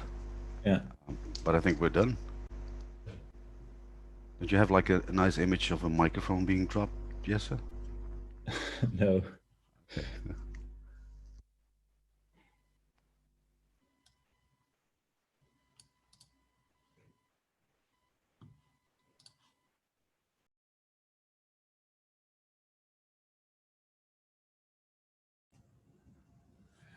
I don't know if Rich Evans is on the call or Vincent Brooks. If you guys can hear me, I'm going to go into the breakout room and work on Meza. Yeah, I can hear you. And I'll follow. Sounds good. Can someone remind me how to get into the breakout room? Yeah, same. I think Cindy needs to do that for you. Okay. Greg, do you have a link to the breakout room, or are you? Sorry, if you look at the participant list and if you move your mouse to the bottom, there should be a little icon that says join breakout room. Boom, there it is. Thank you, sir.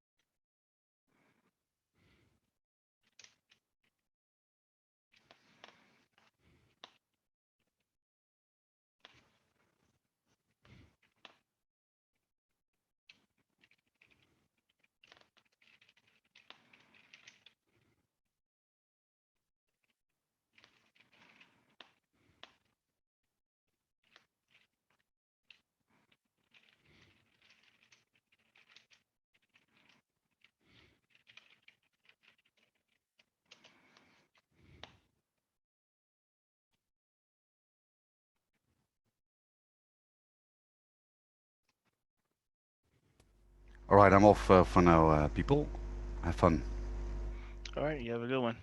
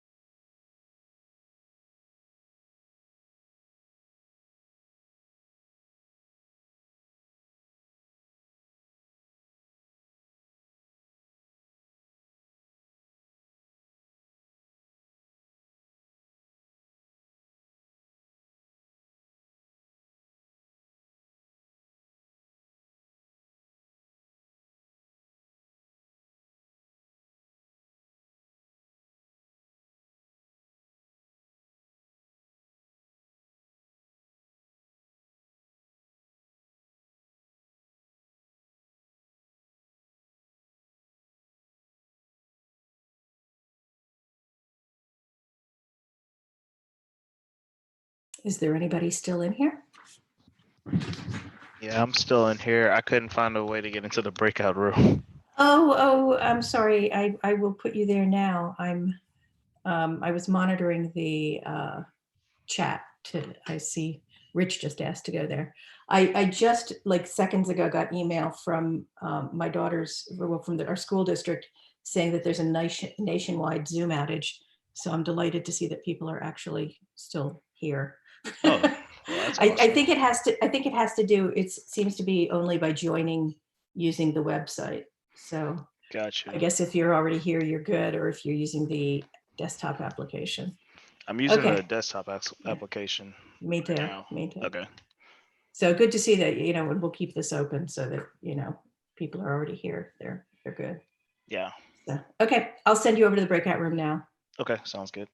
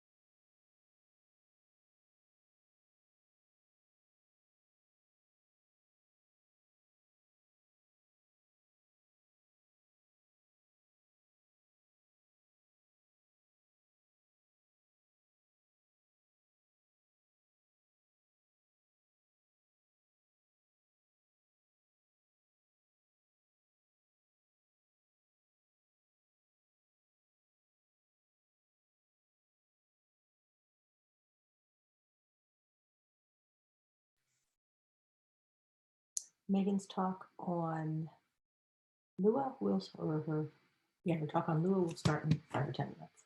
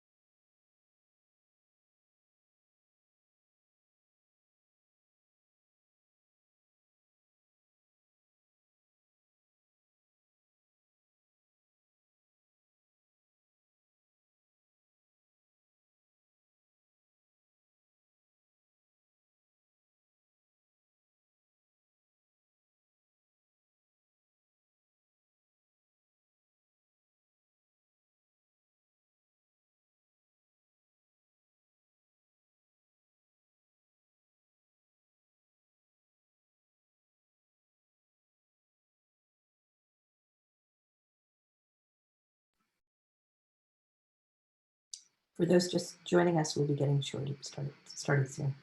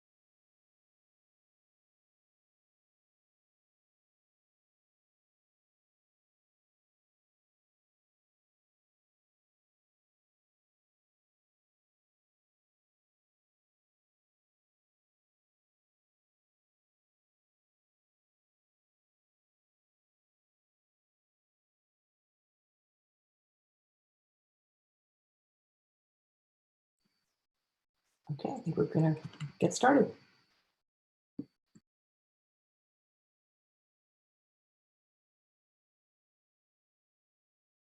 Okay, so let me set up my screen share again.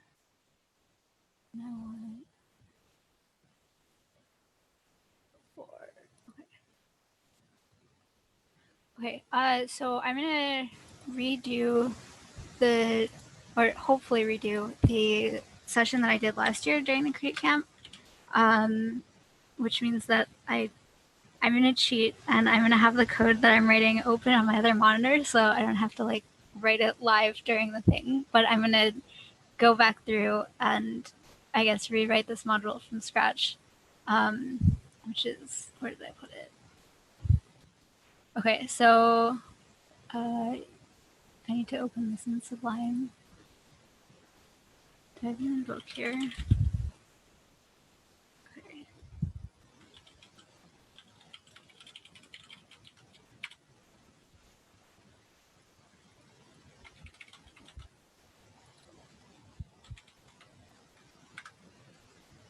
Sorry.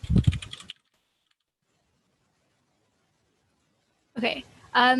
So frequently the advantage to using Lua over Cargo, or sorry, using Lua over Wikitext with stuff like Cargo, and pretty much any scenario that you have where you have like a bunch of data that you have to display in a way, is that it lets you have variables. In MediaWiki, variables are pretty annoying to deal with. And you can't have like easily have data structures, and if you want to have something persist for a while, then you end up having weird control structures where everything is a global and you're modifying the same thing from like 7 different files, and Cargo wants you to have a template that you use in one place and then you have another template that you have to call from somewhere else, and suddenly like 7 different templates need to know about the same variable. They're all on different pages. You have to open all of them if you want to make some change, and because everything's a global variable, you don't have the ability to scope stuff. You don't have the ability to make sure that you're not taking advantage of an inner scoped variable later than you should be. So if you change something about that, you have no idea what's going on.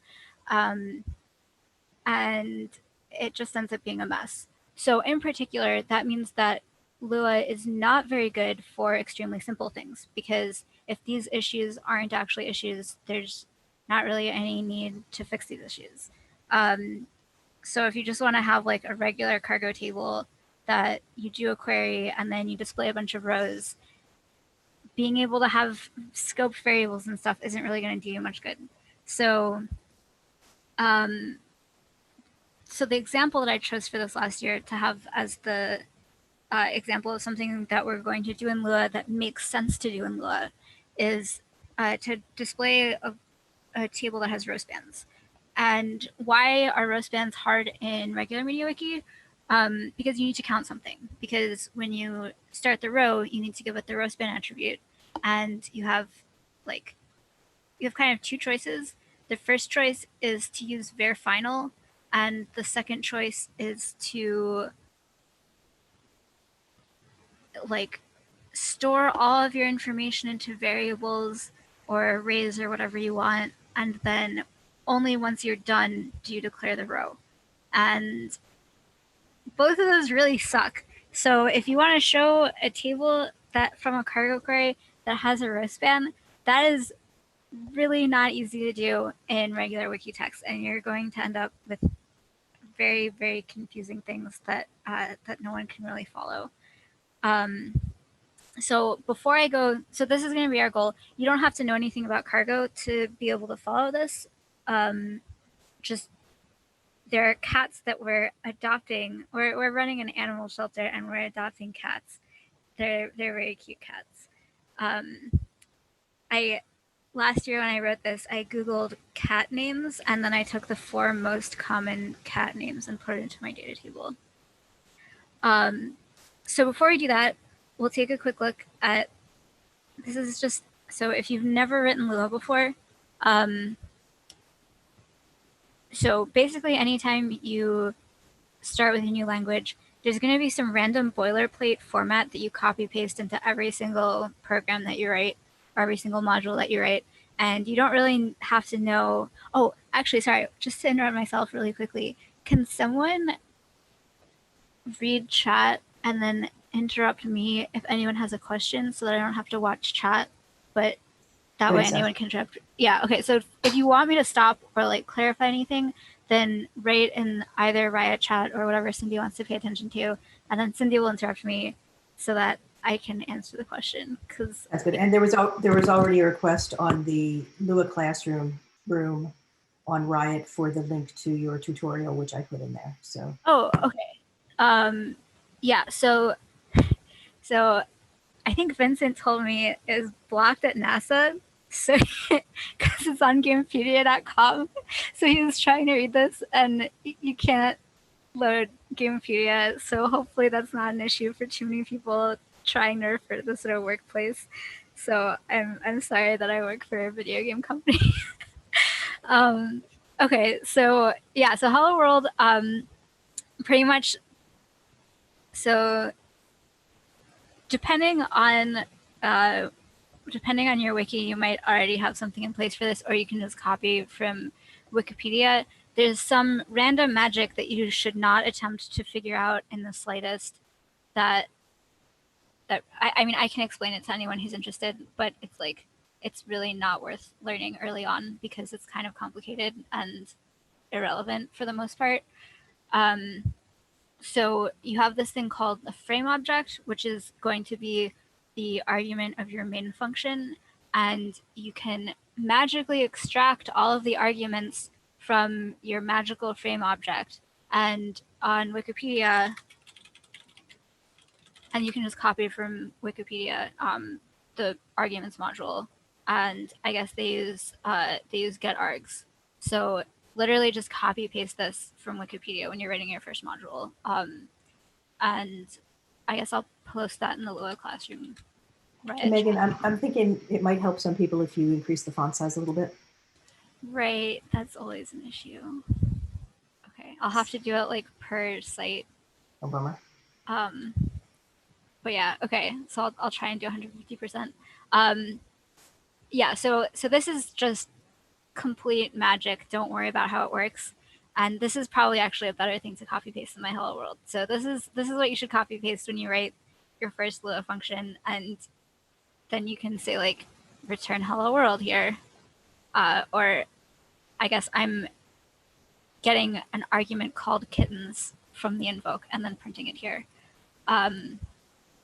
So getArgs is a magic function that does magic stuff. P stands for package, and that's the thing that you return at the end. So when you write all of your code, MediaWiki needs to be able to figure out what code you wrote, and so you have to return something to it. And what you return is a table containing all of your functions.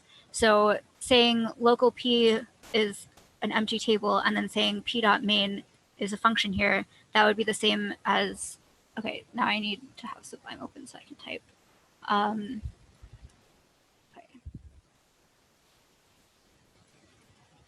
And I'll zoom in here too. Okay, so that would be the same as saying, so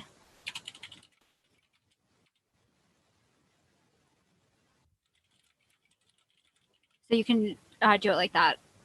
So you're actually just returning a table of functions at the end. A convention that I like to do is I have this H table, and H for me stands for helper, and I put all of my helper functions into H, and that allows me to call functions before I define them, because that's just the order I like to write stuff in. But then I want P to be relatively free. So I want that, or like free of random clutter, I guess. So I want that to only contain the main function. So I put everything else into H and this stuff into P. You don't have to do that if you don't want to. You can just put everything in P or whatever. So one thing that you should avoid is you shouldn't do something like this.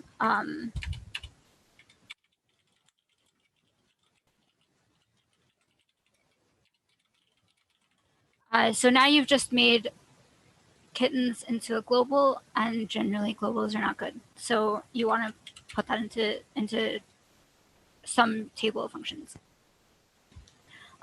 Pretty much everything in Lua is a table. So if you're used to JSONs where you can have like you can have an array or you can have a dictionary in Lua, it's all the same. You can put so like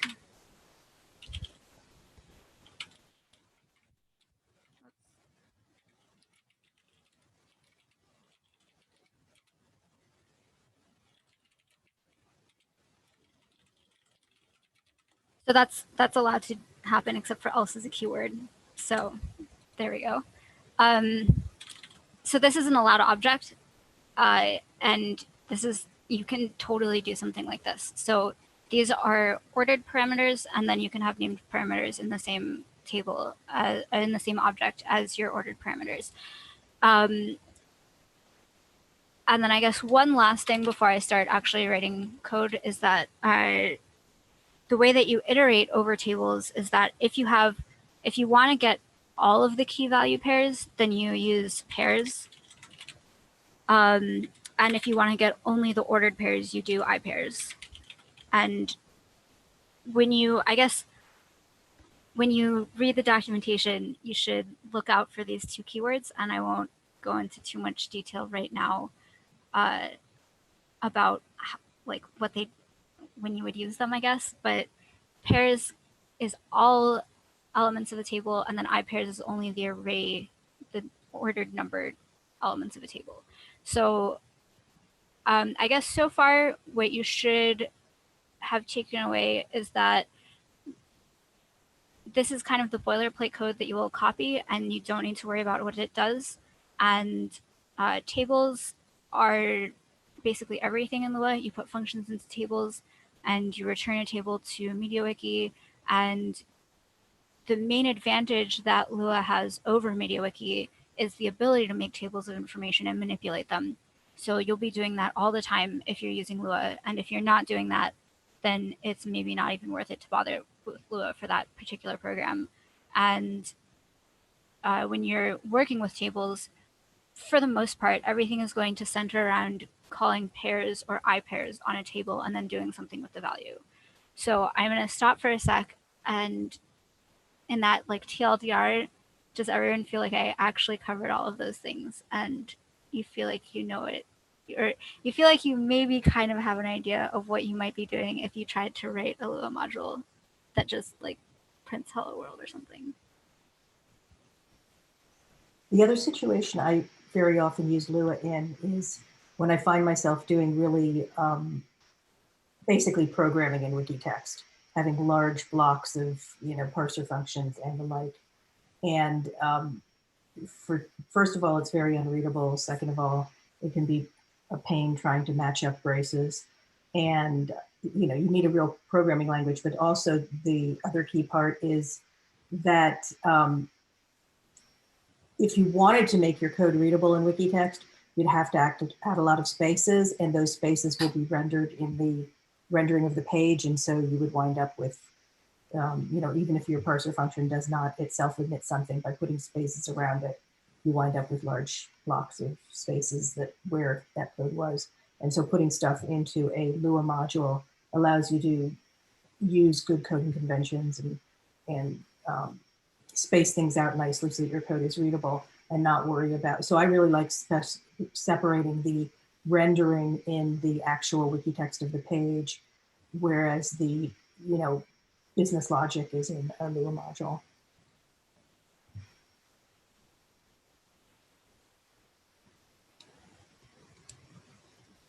Okay, so is everyone good? And I don't see any other comments. Thank you for talking, because that let me open the page I needed to open in Sublime, because I definitely opened the wrong page before. It delayed just as long enough. Yeah, because I copy pasted including module, and then I also typed module, and then I'm like, what is this page? Okay, whatever, I'm just gonna go with it. But yeah, okay. So I'm gonna open a new page, and this is also a plug for how awesome MediaWicker is, by the way. Okay, so I have a module open now on my wiki called Cats Adopted 2, because last year I created Cats Adopted. And then off screen, I have all of the code that I'm going to write, so I get to cheat. I think last year I actually did this live and didn't have any like runtime errors, which is amazing. Okay, so I'm going to start out by just copying a couple things that I don't want to type out, and it's not important.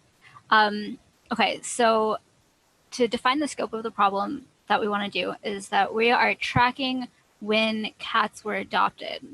And what we want to do is print an ordered list for all of the days in the week that have all of the cats that were adopted on that day. And we want to make something very pretty to use in a report about how the adoption center is going. So we want to make call spans like this. Or sorry, we want to make row spans like this. What did I call this cargo table? Oh, I called it this. Okay, so this is what our data looks like. You don't have, if you've never used cargo before, don't worry about it. Just pretend that we have, we do have this data in a table that has all of the cats that were adopted. So it looks like on Friday there was 1 cat adopted, on Monday there was 1, on Saturday there were 3, etc. throughout the week. And so we can query this using cargo, which I will absolutely gloss over and not talk about in depth. I did that enough yesterday. And we'll end up with an object in our module that has all of this data in it. And then once we have that object, we're going to just print it into a table.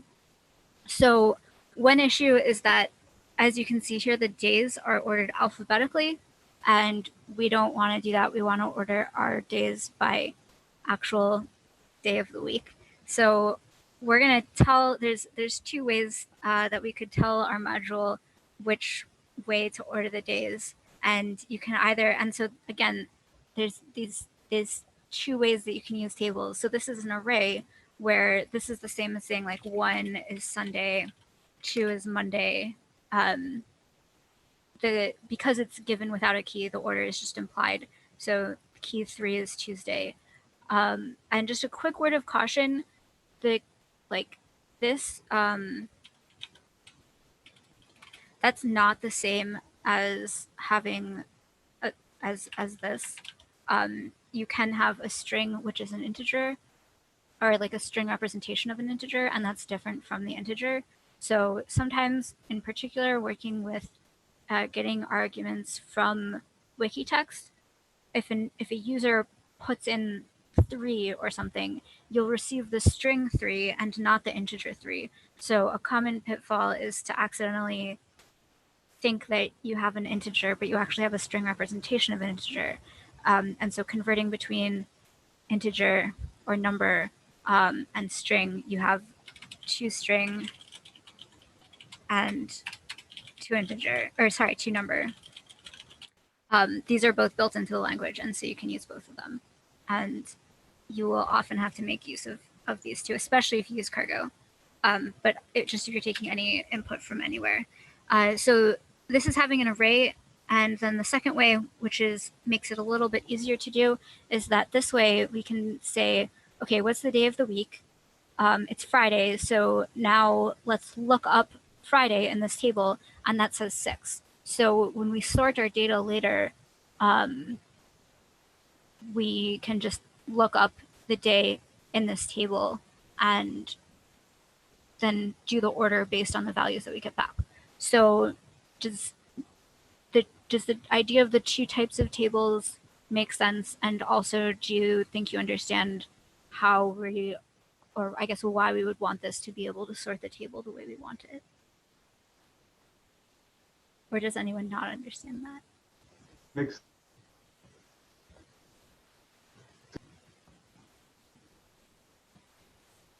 Okay, so like I said, normally we're going to start out with a main function. And then one thing that you might have noticed, here is that I wrote util args gets require module args util. And if you look at Wikipedia, they put a function here also. So when you have this from Wikipedia, then you would call this with like get args. But for mine, I'm telling it what index the function is at later when I call it, and in the Wikipedia version, they only import the one function instead of importing the entire module and having everything available. I have a lot of random utilities in util args, so I like to import the entire module instead of one single function. My convention is that if I'm importing a single function, I give it a capital letter. If I'm importing an entire table of functions, then I give it a lowercase first letter.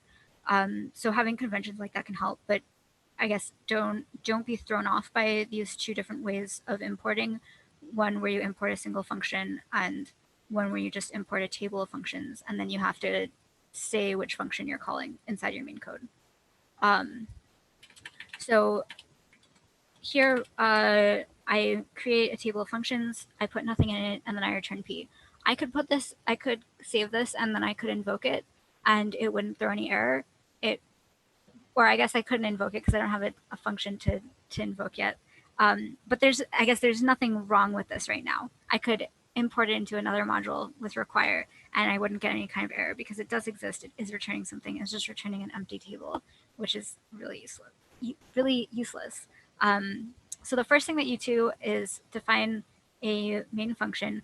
I use main if I'm calling something from wiki text. So generally, any one module should only have one function that's callable from wiki text, except in extreme circumstances where if you want to have like 2 different methods of doing the same thing, I might do like p dot from cargo and p dot from args. If I'm allowing myself to call data if I'm allowing myself to get data from either the user input or from the database, then I might do 2 functions like this. But then I would just like return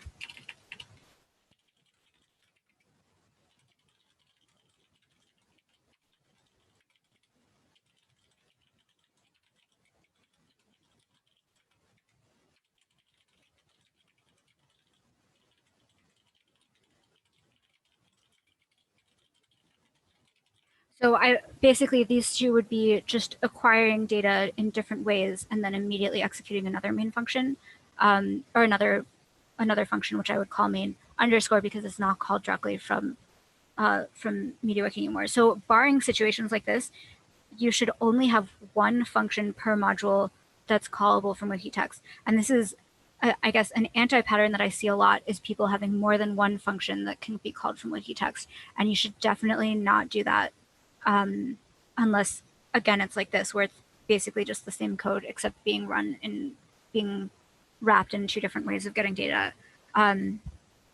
It can get really confusing when you have really large module files and you end up having stuff that's scoped throughout the entire module being available in too many places, and it's just not a good idea. So you typically want to have literally only one function in P, and that's going to be p.main. So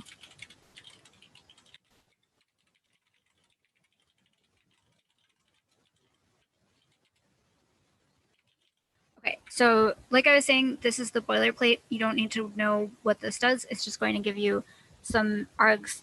It's going to give you a table because everything in Lua is a table. So you have a table of data from your arguments, or a table of arguments from your arguments, whatever. And I'm going to just delete this because it's taking up too much space.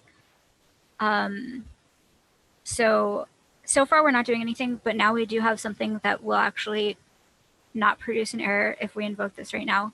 We could save it and it'll just do nothing. So let's have the module actually do something. So typically I like to write the main function first, and I try to have main functions be, a general rule of thumb is less than about 10 lines. And then it should basically just be telling what the flow of control is from other functions or between other functions. So I'm not going to actually write anything that's doing anything yet, but I'm going to write what we're going to do. So like I said, I like to put non-called from wiki text. It's really hard to type and talk at the same time. Wow. Okay. I like to put other functions into a separate table so that they're not exported in the package. So I'm just going to create H as a helper table of functions. So the first thing I'm going to do is I'm going to construct and run a query, and I'm actually just going to copy paste that because I don't want to go too much into the cargo part of it. But that's going to give me the information about the cats that we're adopting, and then I will do the rest of the logic. So then once you have, you can treat your, I guess there's an argument to be made that once you have your table of arguments from the user, you should never edit that because you want that table to always reflect exactly what inputs that you were given. And similarly, you could have the idea that you don't like to ever edit the data that you get from your query. So when I wrote this last year, I was of that opinion that those once they've been created, they're just read only for the rest. And I don't really feel that way anymore. I prefer to edit stuff in place for the most part. So I guess I'm going to change this a little bit because I don't do that anymore. So then I'm going to say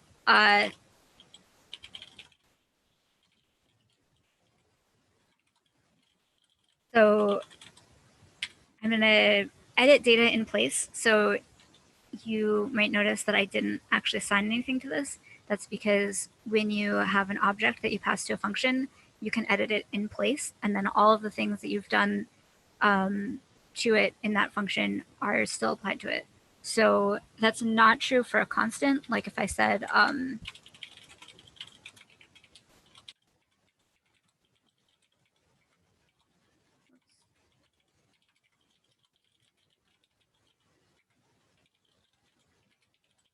so if I did something terrible like this, then I'd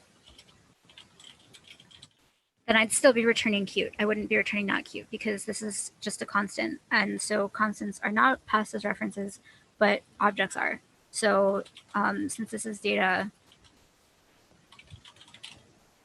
So now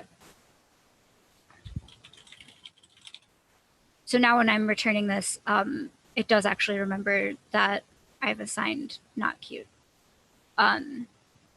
So yeah, so TLDR, we don't actually need to assign anything here because this will be saved in data. And then at the end, I'm going to return h.make output of data. I reuse these function names constantly. Normally, I actually just call this function process data, but that's not a great name. But because I have a global convention of always doing it, it's kind of okay. You should try and make conventions for how you name things as early as possible. So for example, for me, the word print always means to append additional nodes to an mw.html object. You don't have to really know what that means, but the point is that if a function is called print something, then you know what it's doing. If it's called make something, then it's always instantiating an mw.html element and then returning it. If it's called init something, then it'll be instantiating an HTML element that's incomplete and has to have stuff printed to it later. So I have a bunch of conventions about what verbs mean, and it means that so one of the disadvantages of Lua as a language is that you lose a lot of structure because it's not naturally object-oriented. And so by just having a bunch of conventions like this, you get a lot of needed structure that you would have if you were using a different language. And because Lua doesn't provide the structure for you, it's pretty important to provide it for you, or to provide it for yourself. So I'm going to put a huge caveat with like, it would be really, really, really difficult if tomorrow you wrote your very first Lua module, but prior to doing that, you had to write a whole style guide for everything, and you had to make sure that all of your functions were named properly and flow of control was always very clear and everything made 100% sense. That's obviously not going to happen. And if you tried to make that happen, I'd say you're wasting your time because you need to just write code. So it's way more important when you're starting to just write a ton of code, and then this can happen over time. But I think you should always have a goal of trying to make better global conventions as you go, and also have an ingrained philosophy of continuous refactoring of old code that you wrote. So there shouldn't ever be such a thing on your wiki as a module that just never gets changed ever again, unless it's something that you imported from Wikipedia or something. You should always be open to the idea of going back and editing code that you wrote before. And that's not just Lua advice, that's just advice in general when you're writing code. The best way to make sure that your code is changeable is to change it constantly. And it's, I guess, I would say that the number 2 most important thing of code is that it works. And the number 1 most important thing of code is that it's easy to change. Because if it doesn't work, but it's easy to change, no problem, you can just fix it. It's so easy to change. But if it is hard to change, one day I guarantee it's going to stop working because your requirements are going to change. What you need to show is going to change. Maybe people are adopting puppies instead of kittens. I don't know why they do that, but maybe they are. And then suddenly you have to change all of your code. And since it's hard to change, then that just guarantees it's broken forever once the need to change happens. So always optimize for having code easy to change first and working second. And again, like sometimes you just have to make something work. But then if you have the philosophy of constant refactoring, you'll basically be forced to make your code easy to change. And write a lot of comments, but don't write too many comments. Okay. So we're not actually going to say something as terrible as kittens aren't cute. So I'm going to cheat and copy paste this.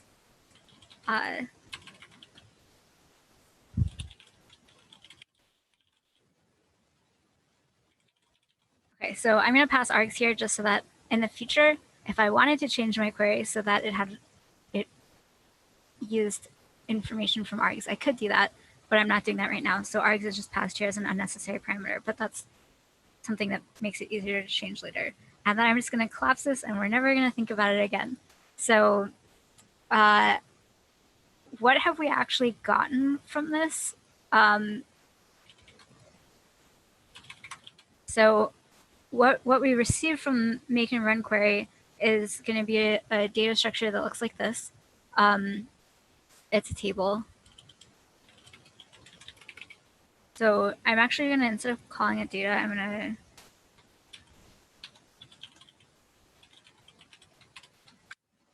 to, that was not good. Still not good.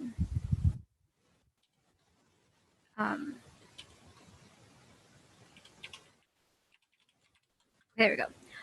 So query result is going to have a bunch of rows, and each row is going to correspond, and it's an ordered list. So this is like 1 equals 2 equals, etc. But those are just implicitly there if I write it the other way. So it's going to have a cat name, and it's going to have a day of the week that the cat was adopted. And if we look back at our data table, we can see that these are the 2 columns here. And I guess I aliased name as, or I aliased cat name. Oh, I didn't. I'm still calling it cat name. Okay. This is actually called cat name. So the data here from our cargo table is going to just be magically given to us as an array here with all of these rows of data. So does everyone or I guess, does anyone not understand the idea of the format that this data is going to be returned in? And do you think you could like do you have a solid conceptual understanding of this data structure? I don't care if you know why we're getting it like that, but if I just promise you that we are getting it like that, does it make sense?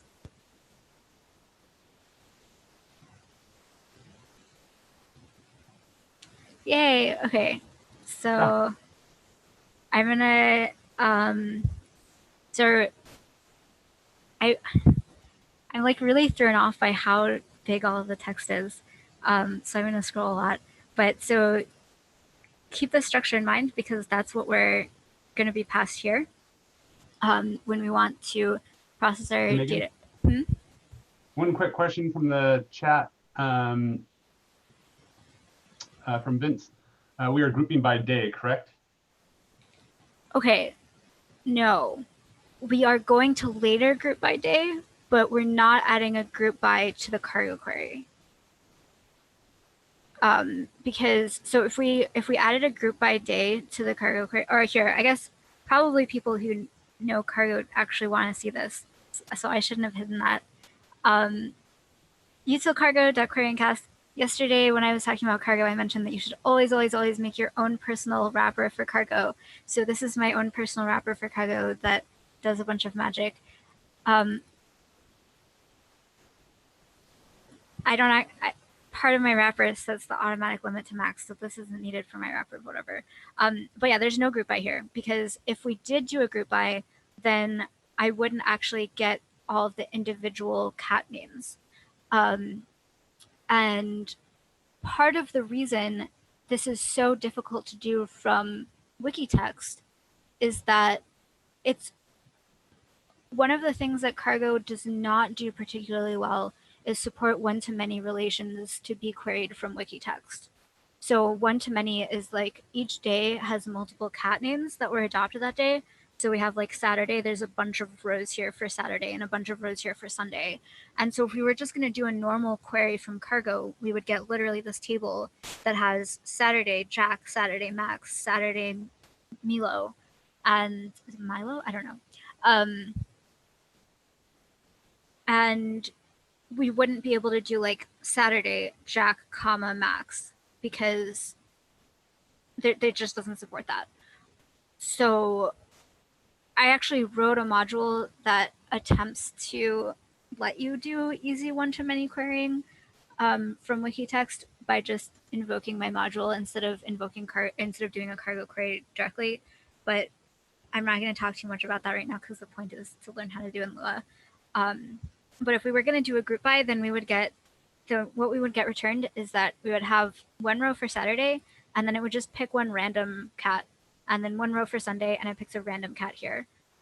If we did if we had an order, then I think it would pick the first cat alphabetically, but maybe it would pick the last cat alphabetically. And that's actually dependent on what SQL you're using. So if you're using MySQL, it might be different from if you're using whatever other database. So group by, pretty much when you're doing a group by, the only two things that are okay to query are, one, values that are the same in the group by. So like the Saturday will always give you Saturday because that's true for every single row in the group by definition of the group by. And the second one is aggregate fields. So if we wanted to do like a table that was Saturday 3, Sunday 3, Thursday 2, that would be fine because, again, when you do like count star or count distinct star or whatever, that doesn't have to like pick one at random and show you. It just shows you the aggregate. So again, when you're doing a group by, only fields that are the same in every row of the group by or aggregate values of the group by. And if you want to do one-to-many handling, then you should not be using any kind of group by, but then you should be doing the logic in Lua to quote unquote group by later. Hey, Megan? Hi. One more question, this one's for me, but in Cargo, you can do something along the lines of merge similar cells equals yes to produce somewhat similar results. Is that right? I had never heard of that, really?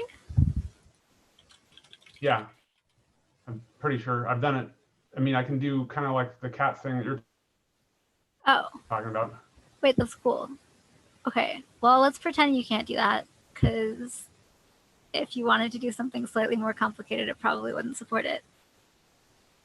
Yeah, and it breaks down sometimes the way you kind of want to do it, especially if multiple columns you want sorted in a certain way. You have to kind of do it by order, and then it does some weird things. Right.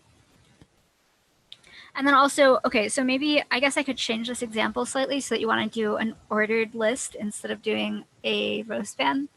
Because if you want to do an ordered list of the cats, or just like a comma separated list rather of the cats inside of the cell, then you wouldn't be able to do that. So maybe I'll change what you want so that it's actually not supported. But yeah, let's pretend that functionality doesn't exist. I had no idea you could do that. It's actually, I know very little about using Cargo with Wikitext because I have not done it in years. Okay, so we're going to, I'm just going to keep the example the same so that I don't have to like write significantly different code from what's on my other screen in front of me. So, oh, I know okay, I know I made a different object here. I'm actually going to assign a variable here. Okay. That's not what I didn't do. Okay, and then I'll just start. Okay, so we're going to go back to the idea of wanting to do a row span here because I think that's a better example. So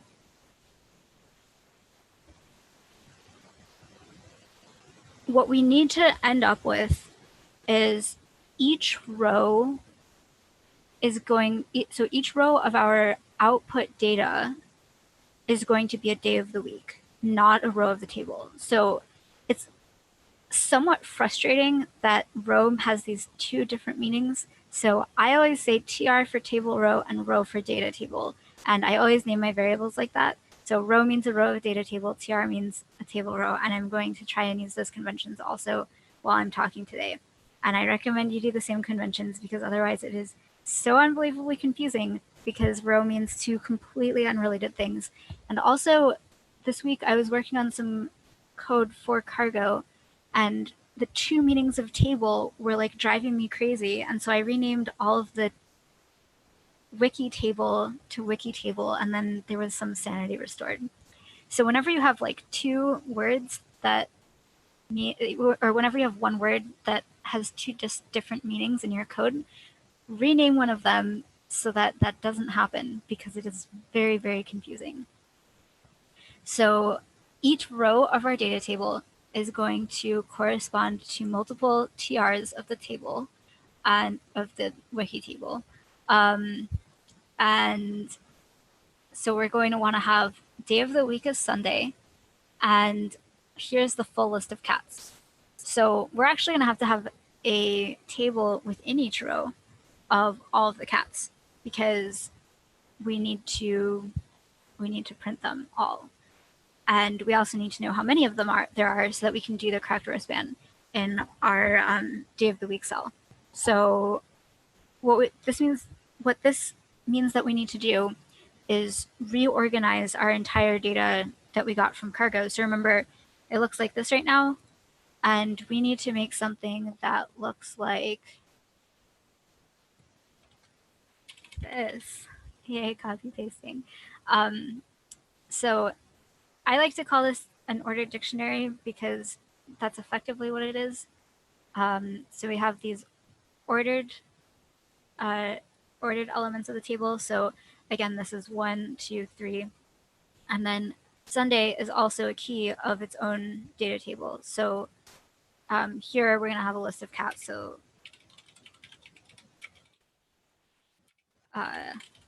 whatever cats are in, I don't think these are the Sunday cats. So there's going to be a list of cat names here, and that's going to be the cats for the day. And this will make it easier later when we want to iterate through everything and pull all the information together. We will be able to just look at the list of cats according to day instead of doing the parsing later. So another rule of thumb where it's going to be this caveat where I say, well, don't worry about it when you're starting, but is that you never, ever, ever want to do logic at the same time as printing something. So printing, when we have this make output, we should not have to do any more data processing at all. Maybe we get the length of this table so that we can do the correct row span, but ideally we wouldn't even have to do that. Ideally we would even have like, this would look something like,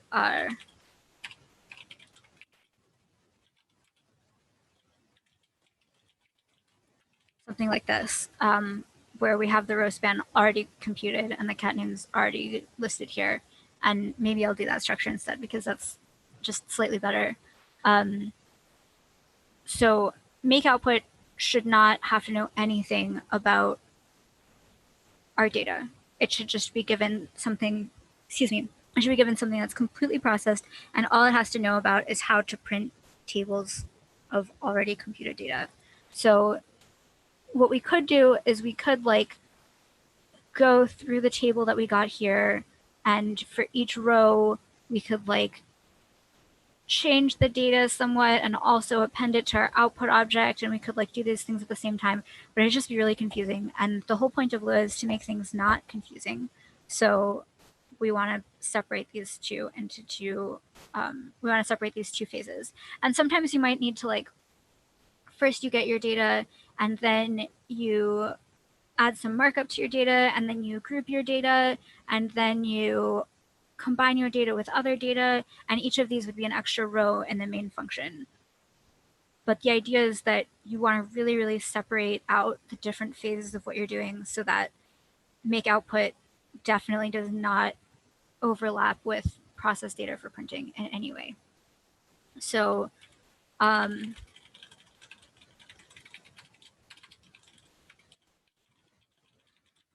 the most common error that I get when I write Lua modules is that something is nil because I forgot to return a value. I don't know if, Cindy, does that happen to you also? Or is that just me? No, it happens to me too. Constantly. It's Yeah. literally my most frequent. It's so common that at this point I actually am really good at debugging it, because it's my first guess anytime anything doesn't work. Go look for the return. Yeah. Where did I forget to return something? So I would encourage you to, whenever you're doing something where you initialize an object and then return it, I would encourage you to write these two lines first. But I will also caution you that you are never, ever, ever going to remember to write these 2 lines first. And whenever something's not working, the first thing you should check for is, wait, did I remember to return anything? And the answer is probably you forgot to return anything. Actually, you'll probably have a lot of random errors at the start, and that's expected and normal. And don't be sad if you have constant errors. But one day when you've written enough code, this will probably be your most common error, is that you just forgot to return something. But that's not going to be an issue because we're returning this here. I'm sure I'm still going to make the same mistake somewhere else, even though I have the code on my other screen in front of me. Okay, so before I mentioned how pairs and ipairs are these really helpful functions. If you know Python, it's like enumerate. If you know PHP, it's like when you have the for each and you put a key with an arrow before the value so that you get both the index and the value for every row that you're doing something. And I don't actually know how you do that in JavaScript, but that language sucks, I don't care. So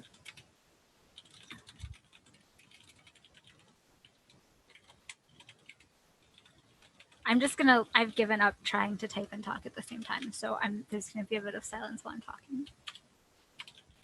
talking. So again, and this is something that I actually do all the time because the syntax highlight reminds me to, but when you start a block of code, like an if or a for, just write the end and then write the stuff in between. This is not an error. Like, you're allowed to have an empty loop like this. And in fact, there's no equivalent of the pass keyword in Lua. So if I want like if a then else and like actual logic here,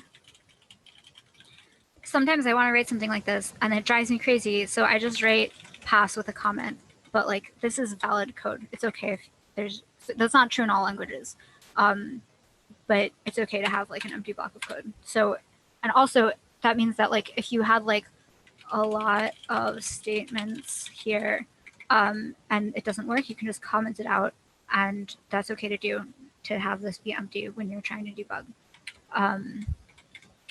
Okay, so we're going to, in each row, we want to do 2 things.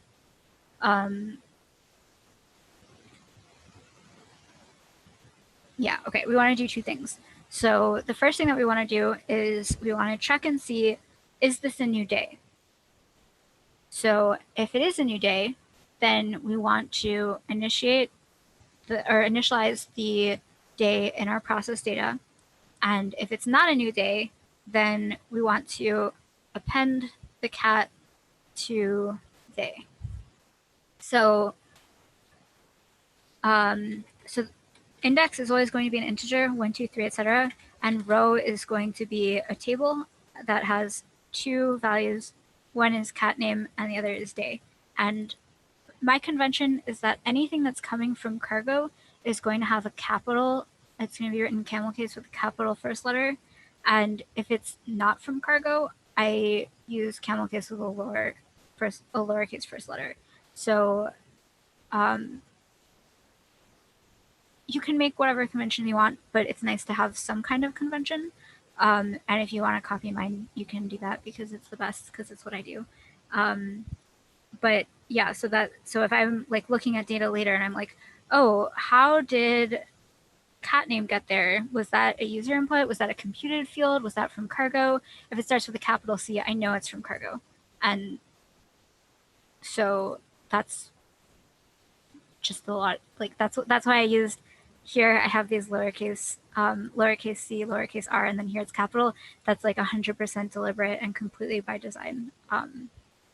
So some people use lowercase field names in cargo, and I disagree with that very strongly. I think you should capitalize the first letter of tables and field names. So anyway, so you might have kind of noticed that if I write like row.catName, that's going to give me the index. You can also write like this, where you have the actual index is written out as a string inside of brackets, which makes it a little, so this is like in Python, you have to do fields like this. always, and in like JavaScript, you can also do row.catname. When you're starting out, I would suggest doing it more like this first syntax because it's just a little bit clearer, I guess. And I wrote all of my row indices like this for a really long time until I started doing it like this. But I will say that having a good syntax highlighter helps a lot because you can notice that this is green because it knows that it's a key. And then if I put parentheses here, it would turn it to pink because now it's a function. So being able to just glance at my screen and see that the index here is green, and so I know it's a string key in my table. Syntax highlighting really, really helps with a lot. And the syntax highlighting that you can get in your browser, the absolute best syntax highlighting you can get in your browser is still really, really terrible compared to using an actual IDE or Sublime Text. So another reason to use MediaWicker is that Sublime's Lua code definition is actually amazing. They pushed an update in June last year, and it had a lot of bugs, and I reported a lot of them, and they fixed them all. And so it's great now. And I actually really love how, okay, so if I like remove the comment here, it knows that these indices are strings, and it's just everything is so good. This is so much better than the old Lua syntax definition. So also if you're using Sublime and you haven't upgraded to, I think, 3.3, you should do that because they made Lua awesome. Okay, so I guess I talked for a lot of time now. Is anyone confused about anything or want me to go back to a topic or slow down? I have one general question. How do you normally debug and kind of build your code? Are you typing a little bit and then going and invoking it and checking it? So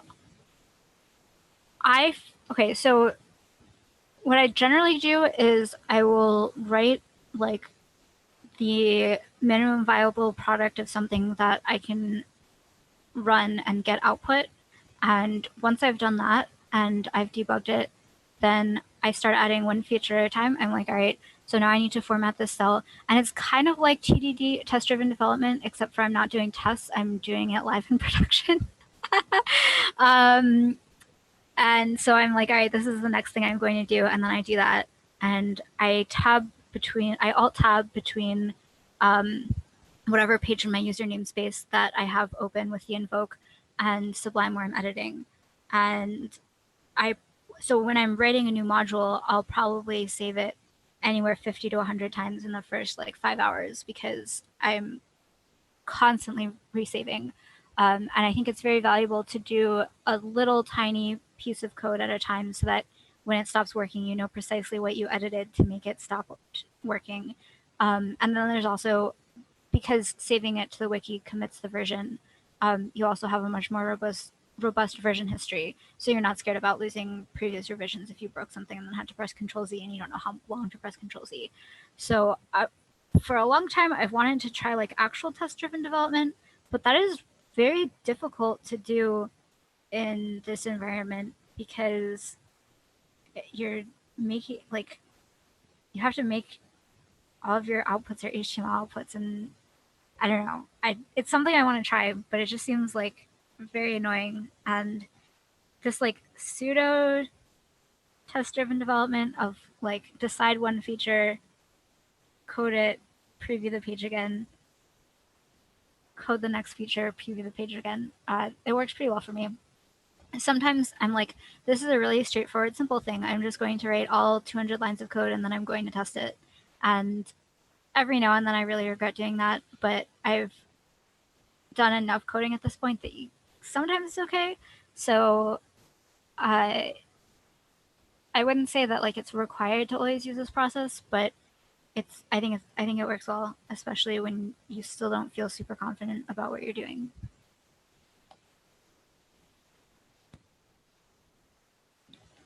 But that's also another case where it would be like significantly more annoying to do if you're actually coding in the browser, because then you have to like click another button to go back to edit, and then you lost your vertical location where you were in the text, and like that just sounds awful. And then the alternative is to like physically copy paste between your browser and another text editor, which I did for like months before I discovered Sublime. And then sometimes you copy paste the wrong module, and then you take your entire wiki down because you copied into a crucial module that's used on every single page, and it's just completely not what's expected to be there now. So then I wrote an abuse filter where the first line of every single module was a commented name of that module. And if the module didn't have that commented name of the module as the first line, then it would just refuse to save. So that got rid of the like saving over the wrong thing, but that's like ridiculous and also still really inconvenient, especially when you're trying to like code 2 lines at a time. And you should definitely use MediaWicker.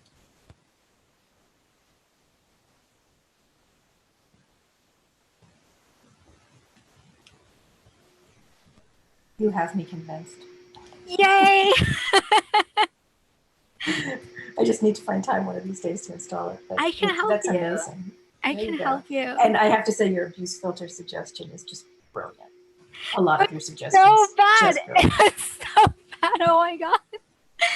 And then I like had to, and then when I took the abuse filter offline, and then now I'm doing everything in MediaWicker, I just see all of these comments, and I'm like, oh my god, I have all these commented things that I have to delete now. So that was fun. Classic. Hey, Megan, you have somebody else in the chats that you may have convinced and they're interested in wondering the best documentation or site to install MediaWicker. I would use package control, so I don't have an alias for that.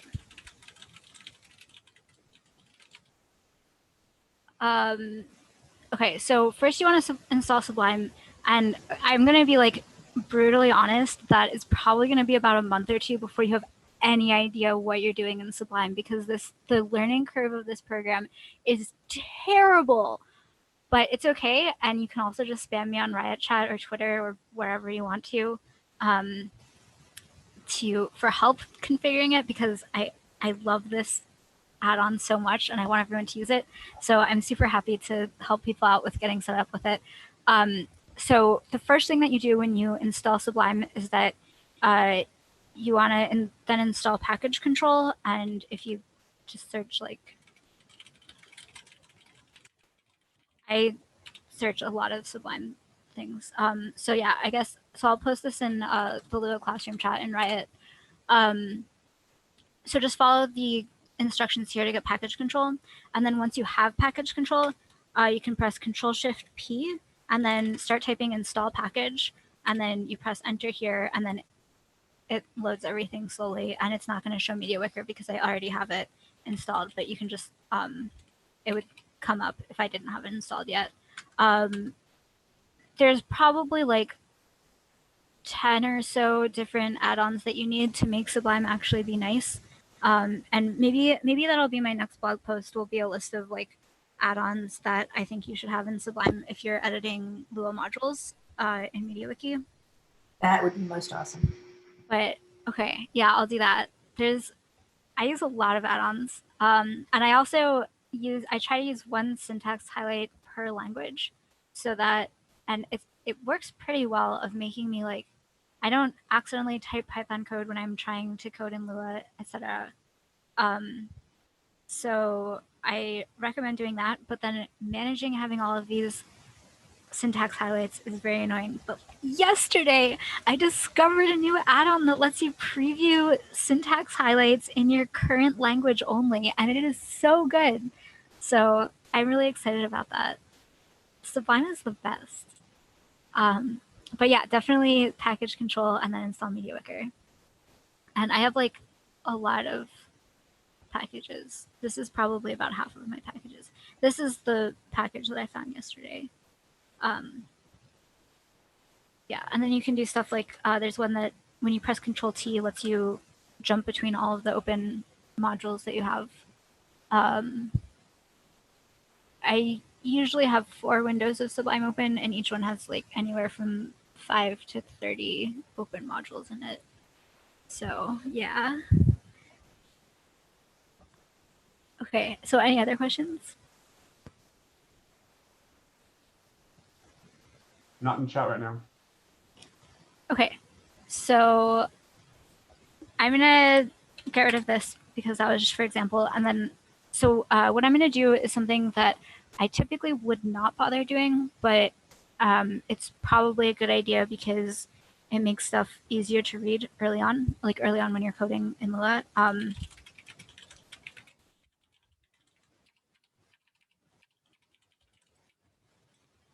my gosh. Okay, so I'm just going to alias day and cat like this, just so that the following expressions are a little bit easier to read. So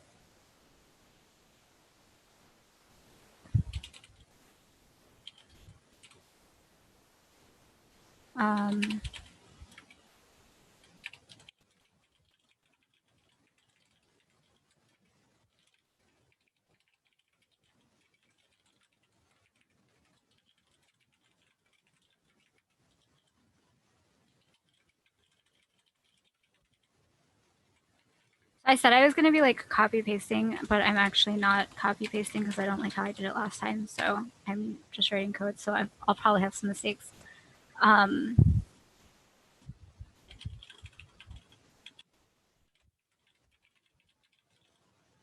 so after aliasing day and cat to be these two things, and I could like say this, right? Because day is just an alias for row.cat or row.day. And again, everything is declared as local. So you always need to remember to make stuff local because, like I was saying at the start, one of the huge advantages of Lua is that you get scoping for all of your variables instead of using the variables extension and everything is global to your entire page. So you really want to take advantage of the ability to have scoping like this, and don't ever make any global objects unless it's a constant, and even then you probably still don't want to. So if we haven't seen the day yet, then we need to make an empty day. So because there's 7 days in a week, we could have just like, when we did this, we could have said like Sunday. We could have done this if we wanted to. And then we wouldn't have to check here in this row. But what if there is a day when no cats are adopted? Oh, that would be so sad. But for real, when you're doing a random example, it's very likely that you won't actually know the entire potential set of keys ahead of time. So you probably do, you will very, very frequently write code that is very, very similar to this, where if something isn't initialized yet, then we initialize it. And then we work with what the initialized thing is. So this basically so having these 3 lines lets us, for the rest of this loop, assume that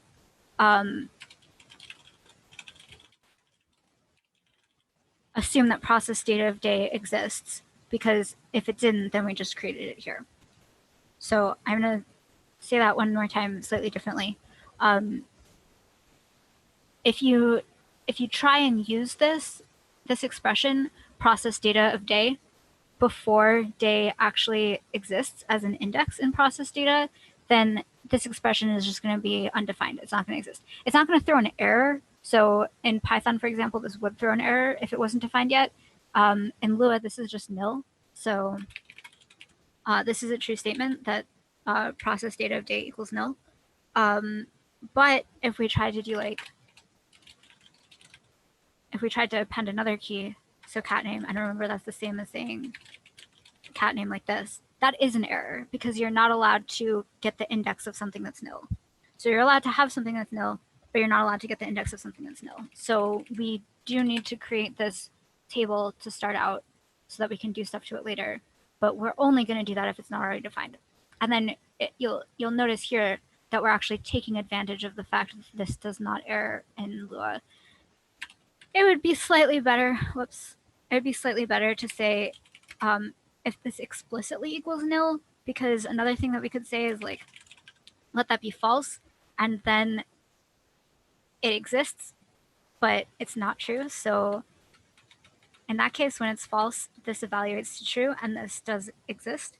So this is like kind of lazy syntax that you should really check for explicit equality to nil, but I don't do that, and I probably never will, and that's probably a really bad habit that I don't recommend that you have, but I hate explicitly checking for nil, and I instead am very careful to not have things be false very often. So we now have a guarantee that our day, and remember our day is Sunday, Monday, Tuesday, it's going to be a string like that. So we know that that exists in our table. And okay.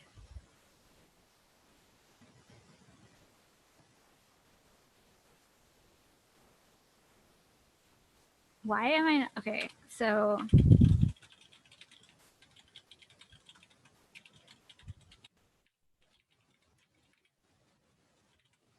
Okay, so you'll remember that this is the data structure that we're trying to build, and it's this ordered dictionary. And so actually, we need to do two things with each day. The first thing we need to do is put it into our list of days, which is in order.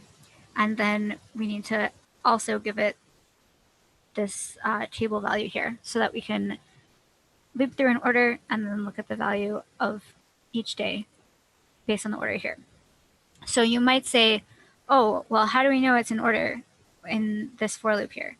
If we're just doing things in the order of the data, I didn't put an order by here. And the answer is we don't. And that's deliberate so that I can show you how table.sort works later. Ha ha ha. But in actual code, you would probably want to use SQL to do the ordering, and you would put an order by whatever. But we're not going to do that. So we do not, in fact, know if these days are being added in order, and that is by design for the purposes of illustration. Oh, my code did do that. I see. Yeah, okay. So, so do you understand why we're, like, what this entire block of code does? And do you think that this is something that you could reproduce in a similar situation? Or does anyone not understand it? Or I guess, does anyone think that you would benefit from me saying more things about this?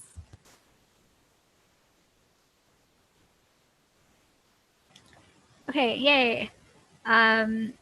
So now we know that this exists. And, okay, someone should have said that they didn't understand this because I didn't explain this yet. Okay, so this is append. This is how append works. And you're like, what? There's no append method in Lua? There is no append method in Lua. So remember how I said that it does not error to call a key that doesn't exist yet. So the length of the table plus 1 is a key that does not exist yet, and we can just assign data to that. So that's how we append something in Lua to a table. Yay.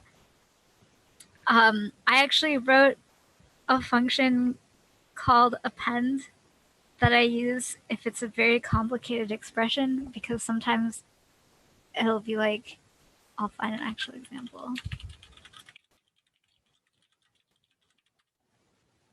Oh, I called it push, didn't I?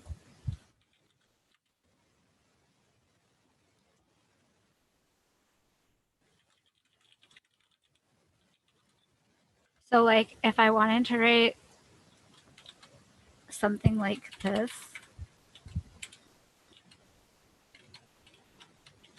are you actually kidding me? I'm not writing this shit. So I wrote a function that does that for you. So Lua has like not very many standard library functions. And so a trend that you will notice over time is you write probably hundreds of standard library functions for yourself. And that's really not okay, but it's okay, I guess. Yeah. Anyway, so if you have trouble writing this out for a very complicated thing, it's okay to, oops. It's okay to write a function that's literally this.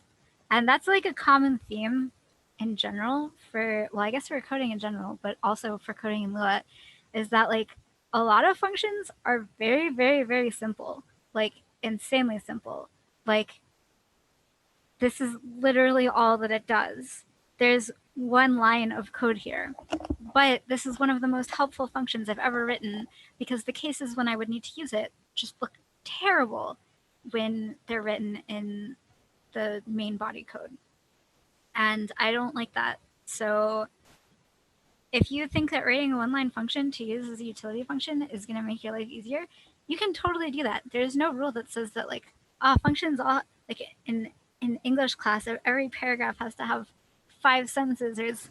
No, you can have functions be as short as you want. So feel free to write very, very short utility functions that do very few things and then use them constantly. And it'll have the side effect of people who aren't you will have no idea what all of these functions all over the place do, which is also not good. So you should also document it very, very carefully and make that documentation very visible. Like, for example, having a comment here, but then also having like a full list of every function that's available is nice to have, which I don't. But yeah. Anyway, so that's so number means length. So the length of the table plus 1 and assign date to that. And a lot of things in Lua work like this, where you just have something that is nil and it's okay to have a nil value in a table. Incidentally, the way that you delete something, so if I wanted to say like, so if I have like process data.sunday and I want to do it for everything except for Sunday, so at the end I want to say delete Sunday, you don't actually delete, you just say like gets nil. So the value of every key that's not in the table is nil. Nil is the same as undefined in JavaScript. It's not false. Both nil and false evaluate to false, but nil is nothing, whereas false is actually a value. So okay. So now that we have, now that we know that we have a table of information for this day, so now this is going to be a list of cat names. So, and now you can see how this syntax is kind of annoying. So that is not set up like this. That's set up the way I originally did it with like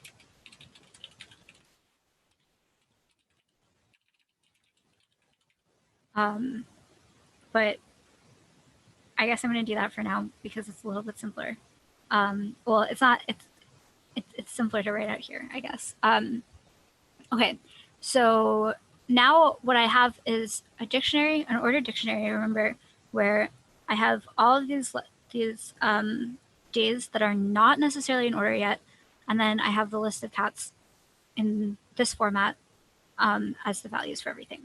So there is a function called table.sort. And when we did this day order better here thing, this is our implementation of the order of the days of the week. So, so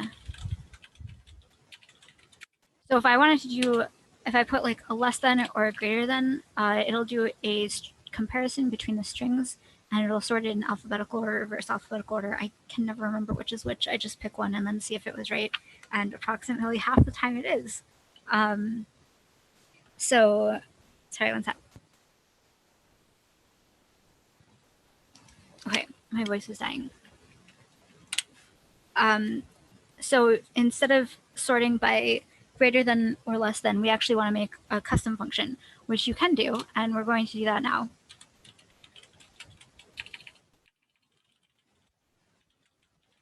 So I'm going to make a function called compare day order.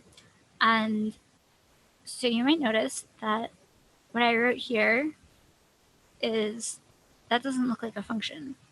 So there's a function here with an open parenthesis, but where's the parentheses for this function? And the answer is that they're inside of table.sort. So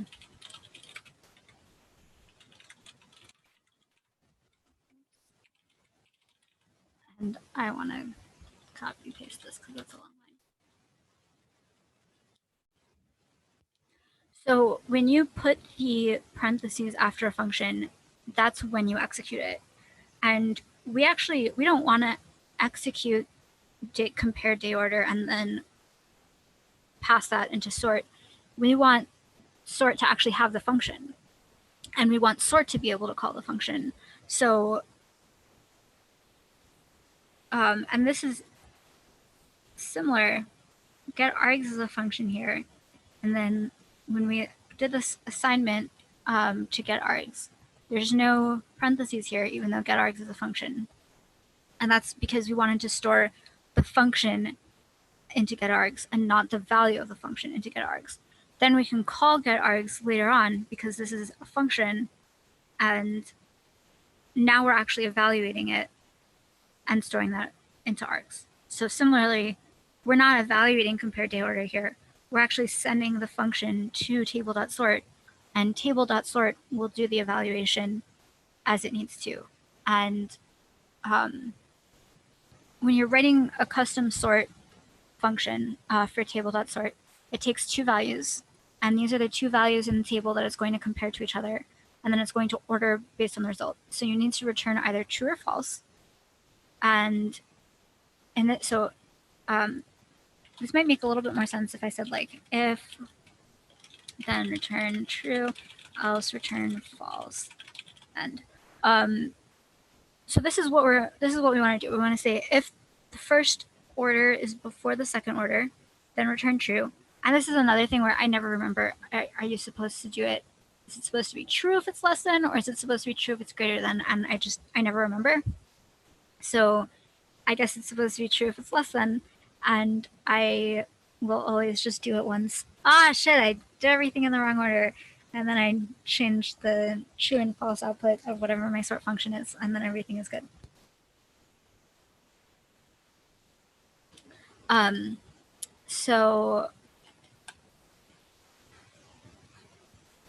So that said, this expression is going to evaluate to either true or false. So I can say if true, then return true, else return false. But if true isn't true, then this expression means false. So this expression is itself a Boolean, and so I can just return it because this comparison is either true or false, and so you don't need to do this. So this is another case where if you're confused by the idea of returning an expression like that, feel free to write code like this. But you don't need to. You can just return the value. So that's what we're going to do here. So then this will sort in order. And because I copy pasted it from last year, I know I got the less than right. Yay. So just to recap what this function does is first it goes through all of the rows. And then you'll notice that index isn't used here. So underscore is a valid variable name. You could call something underscore. By convention, and this isn't my convention, this is like a global convention, and it's not even just a Lua convention, it's just a convention in general. If you need to assign a parameter, but you're not going to use it, you assign it to underscore. And then people are like, all right, I don't need to know what that is because it's underscore. So we don't care about the index right now. So for each row, we're going to extract the day and the cat, and then we're going to initialize our ordered dictionary for this day if we haven't done that already. And then we're going to push the cat into the day, and then we're going to sort. So again, I'm using this format and not this format, even though this format is probably slightly better. It's more work. So we have an ordered dictionary using the second format here, and that is what we are now going to return from process data for printing. So is there any part of that that you want me to go over again?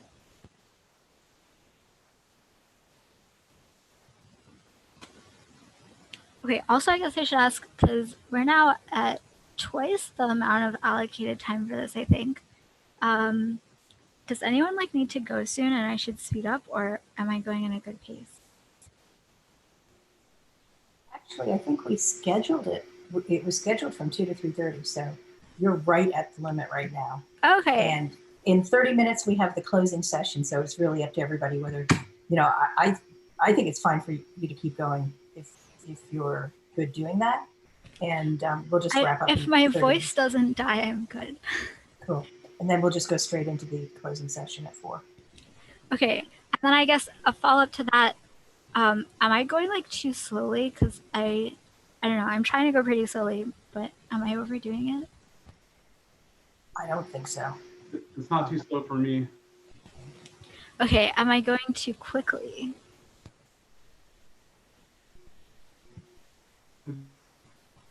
I think it's about right. I mean, there's some things I'm gonna need to revisit myself anyway, but I'm getting concept. We will have this up. We'll have the video up so people can go and watch it 3-4 times slowly. Yeah, and as long as Gamepedia isn't blocked at your place of work, well, I guess everyone's working from home, so that doesn't even matter. Yay! But they can at least watch the video on YouTube, because the video will be uploaded to YouTube, so they'll be good. Yeah, I'll end up saving this to the wiki so you can see this year's versus last year's. They're very similar. Brian had mentioned that on mwstake.org, there's a copy of some of this, I think. Did I understand that right, Brian? And maybe it would be a good idea to move the tutorial there so that it wouldn't be blocked. Oh yeah, I could do that. Yeah, I just basically found your source and copied it over. So a lot of the modules that you're invoking, aren't going to work, but a lot of the stuff that the user might need to copy and paste to get this to go.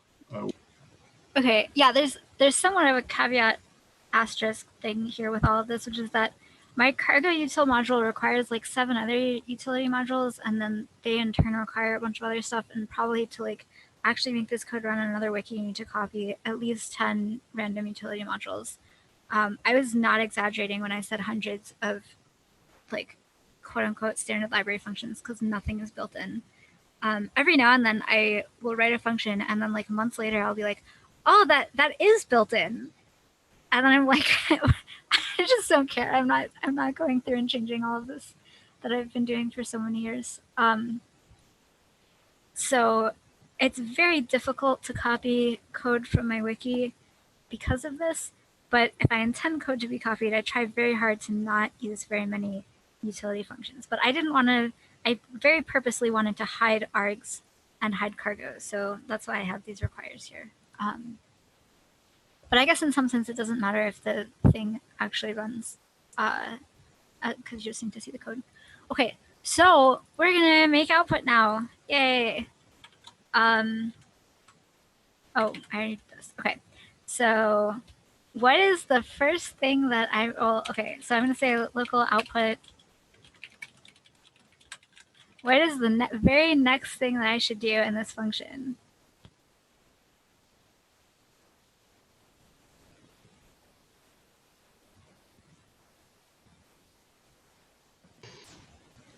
I have no idea, but I'd guess the 2 things are always supposed. You cut out a bit.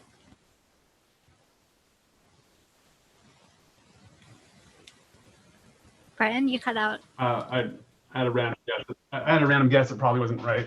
So. Okay, I'm gonna return this at the end. Yay! So I have another convention that output is always the thing that I'm outputting. And so you would think if I have something that's output, I would always remember to return it. And you would be totally wrong. I never remember to return output. So so this is like the boilerplate code for make output, is to make output and you initialize an mw.html builder, and then you return output. So I also use TBL for table for a MediaWiki table.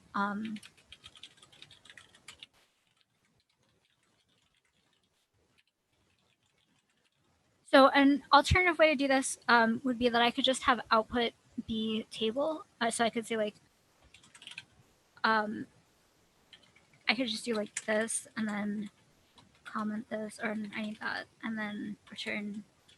I commented the wrong thing. So I could do it like this, and where I'm creating the table and then I'm making a wiki table and I'm returning it. I don't like to do this because then, oh, in 3 days, I realize I need to add a caption to it. And then I'm like, okay, well, now I'm changing it back to output.create. And then I'm doing this. And then I'm like, output wiki text, make caption.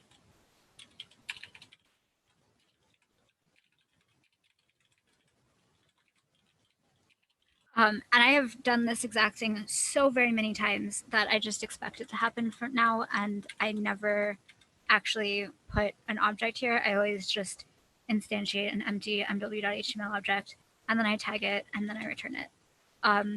So because we only have 30 minutes left, or 20 minutes left, I guess, I am going to completely gloss over how mw.html actually works. Normally, or I guess if I had like 2 hours left, I would spend a lot of time talking about how cool it is and why you should always use it. And I'm also going to just, whoops. Okay. And then I'm also going to copy this over. So basically, so this is a pretty typical output function. I create an output object, I give it a table, I add a wiki table class, and then I call this process data. And then I'm really not doing anything here. All I'm doing is saying, is I'm promising you that I'm going to print a day. And in fact, if I was doing this using all of my random library functions, I would just say like util map.safe. And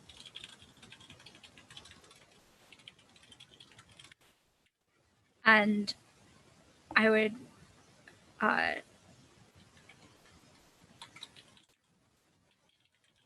call this, just kidding.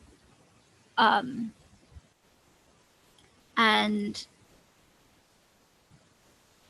so that would basically just execute this, but it's like less lines of code. So the point is that similar to the main function, make output is generally very short, and you delegate stuff as much as possible.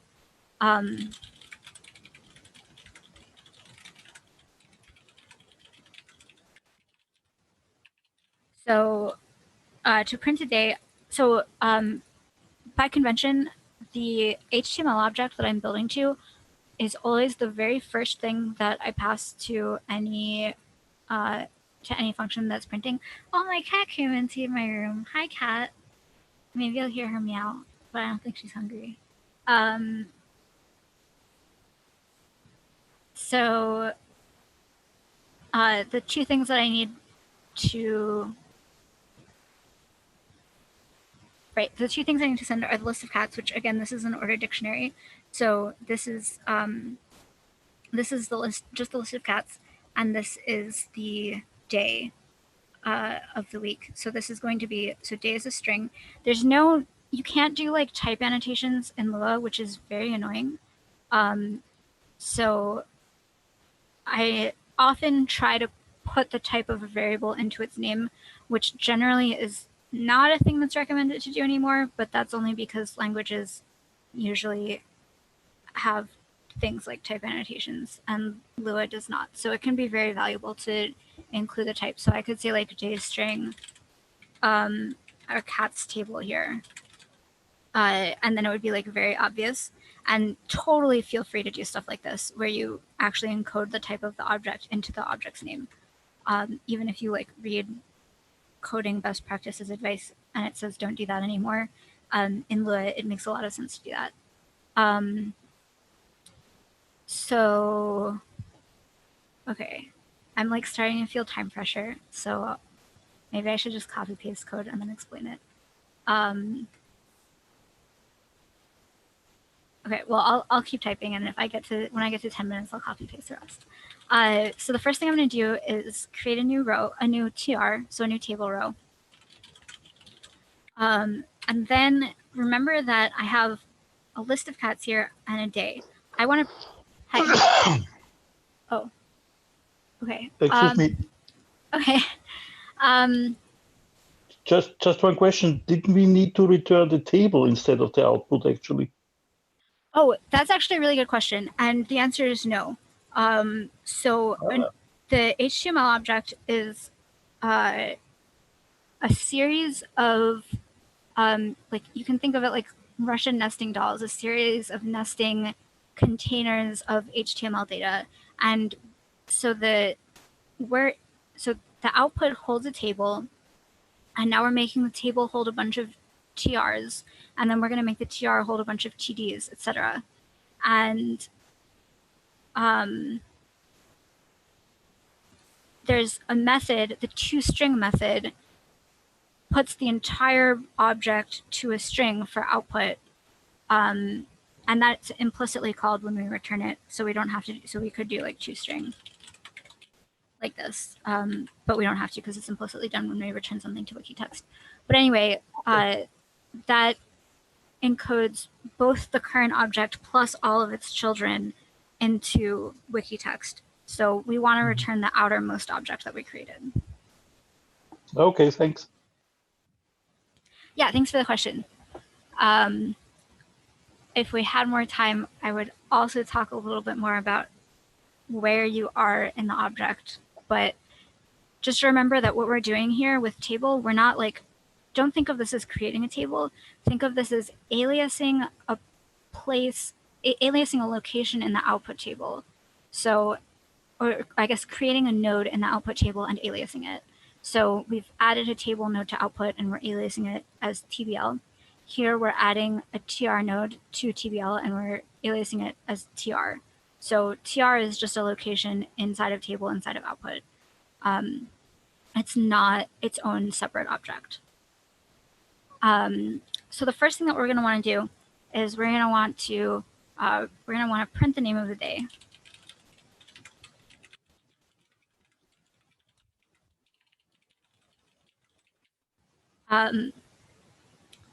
Remember, the row span is the length of list of cats, and the number # is the length. And then the information that we're going to need in order to print this is the row that we're going to print to and the day. So now I'm going to write this function quickly. Often when you're writing a function, if I call the function, then I'll copy paste that to create the function and then change stuff to actually be variables. And then here we're going to tag it, we're going to make a TD, table data cell.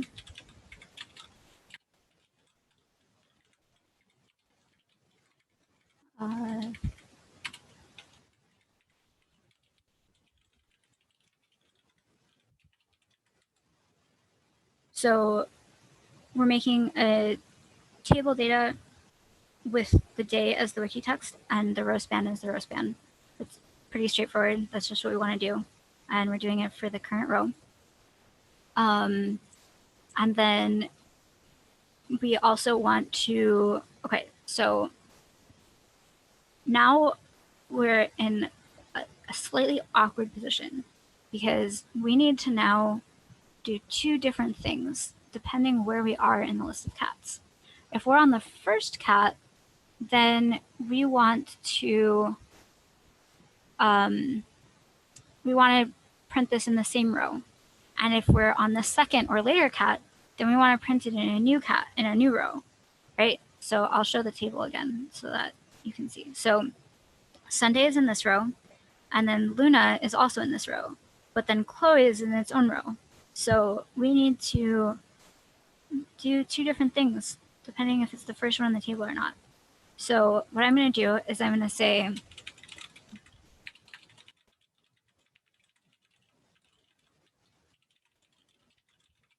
okay, so I'm taking out the first thing in the list of cats, and I'm giving it the variable name first cat. And then I'm going to say print cat of the first cat. How do we print a cat? It's even easier than printing the day name. Again, this is cat. We just make a table data and then we add wiki text cat. Okay, so now I need to print the rest of the cats.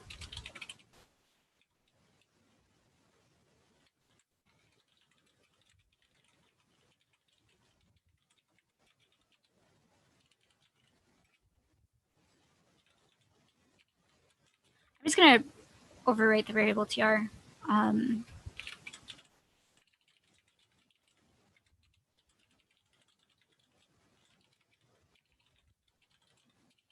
Okay, so for the first cat, we reuse this table row, and then for the rest of the cats, which is the things that are left over in list of cats after you remove the first thing. By the way, Lua is one indexed. Lua being one indexed is great because MediaWiki is also one indexed. So the indexing of our scripting language matches the index of our environment, and that is great. And that's why we should not put JavaScript into Scribunto. Or I won't use it if we do that. I don't like JavaScript. So if anyone tells you zero indexing is better than one indexing, tell them it's more important to maintain parity with your with the context that you're coding in. And it would be it's very, very convenient that Lua is one indexed for this reason. Anyway, if you didn't understand that, it's totally okay. One indexed means that the first index in an array is 1. Zero index means that the first array in an index is 0. And there's advantages and disadvantages to both, and most developers agree that zero indexing is nicer. But definitely one indexing is really, really nice because it matches MediaWiki. So we remove the first cat, and it's actually possible that there was only one cat in the week. And if that's the case, then list of cats is now going to be an empty list. And that's okay. If list of cats is empty, it'll just skip this code. So if I made this nil, that's an error. But if this is the empty set, that's not an error. That's totally allowed. So we don't have to check if list of cats is not empty now. And so then for each cat, we print the cat. It turns out that the logic to print one cat is exactly the same regardless of if we're doing it in the same row as the day of the week or if we're doing it in a later row. So we just print the cat. And we should be done. So I'm going to go ahead and save this. You should always add some kind of summary when you save something. And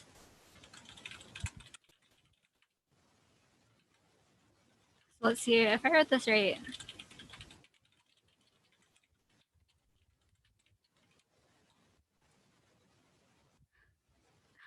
Oh, it's called Cats Adopted too. Okay, so there's some error here, which is great because I can show you how to debug. Yay. That's definitely absolutely deliberate. So we click the error and then it says, okay, the most recent error was in line 58 in function process data for printing. And it means we're sending a nil value to iPrint, so I probably have some typo or something. Yeah, because this is called query result.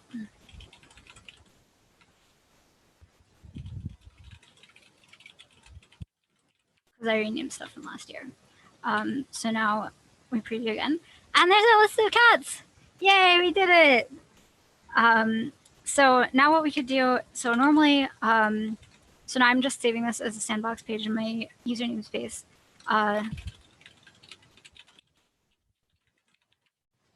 Oh, and I don't have care inserts on this wiki. Oh, I don't have anything on this wiki. So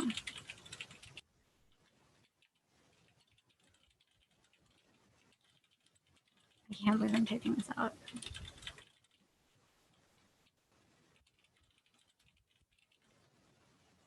Right, so now I have a temp. Oh my gosh, don't do that. Okay, so now if I want to do this, I can just say, call the template, and then the list of cats is printed. So we did it. Yay, that's beautiful. Congratulations. Very nice.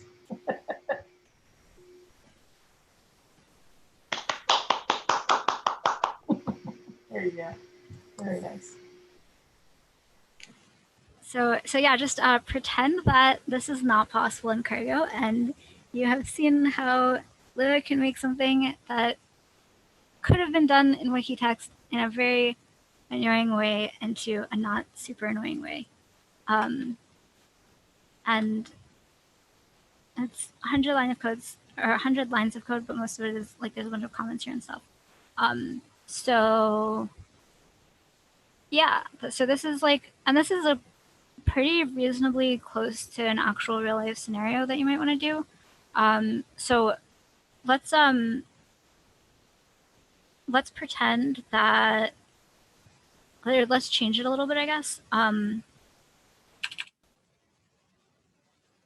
So I'm going to delete the row span. And I'm going to get rid of this. Okay, so if we changed the requirements of the project slightly and we said, okay, so we don't actually want to do a row span. We want to do a comma-separated list of cats in each row. And the reason that we want to do this is so that it's actually a problem that Cargo can't easily solve with a built-in function unless there's another one that I don't know about. So we actually don't need this either. So we're going to make our table row. We're going to print the day name, and then we're going to say print list of cats, tr list of cats. We don't need the call span here or the row span here anymore, so I'm going to delete that from this function also.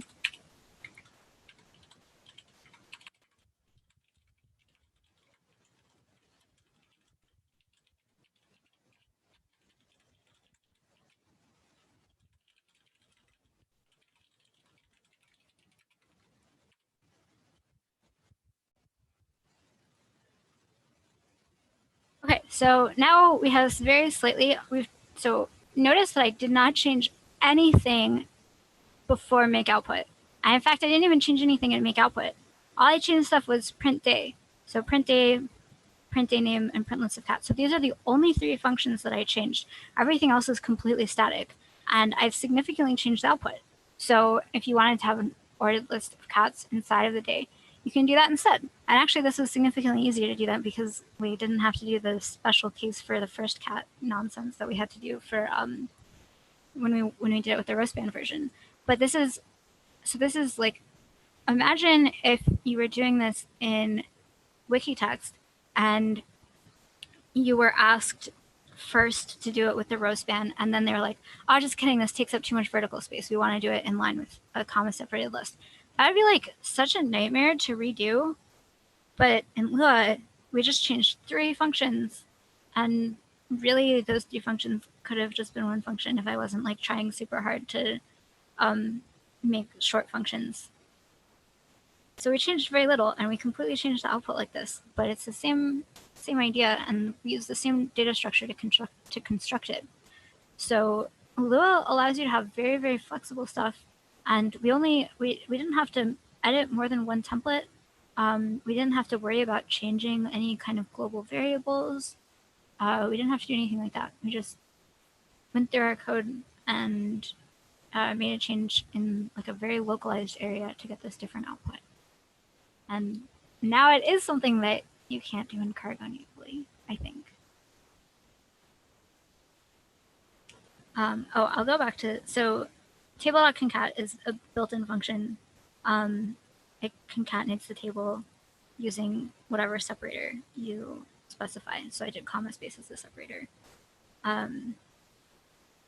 This is a much more straightforward output than what we did with the row span. So, okay, so I guess I'm done now. So any questions or anything that you want me to talk about more?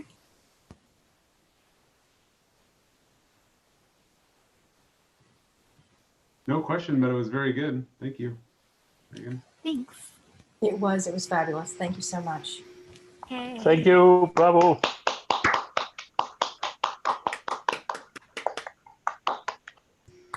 Definitely. All right. So we've got about 4 minutes. Hopefully other folks will come back and join us too. But let's take a quick break and then we'll just do our wrap up. Probably shouldn't take a full hour. But we'll go down the list of Create Camp projects and give people a chance to report out. Thanks, Megan.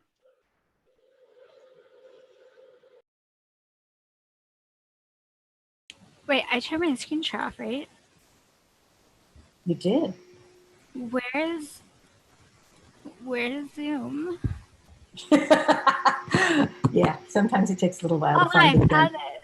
I found. Wait, there's 43 messages in chat.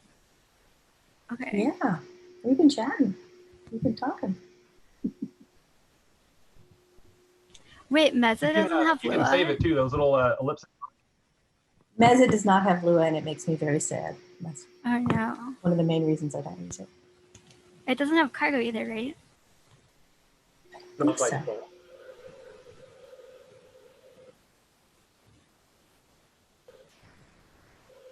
I'd love to tinker around with getting Lua installed in Meza. If that's something that anybody has interest in, I'm up for it. I just don't know. I've never done it before.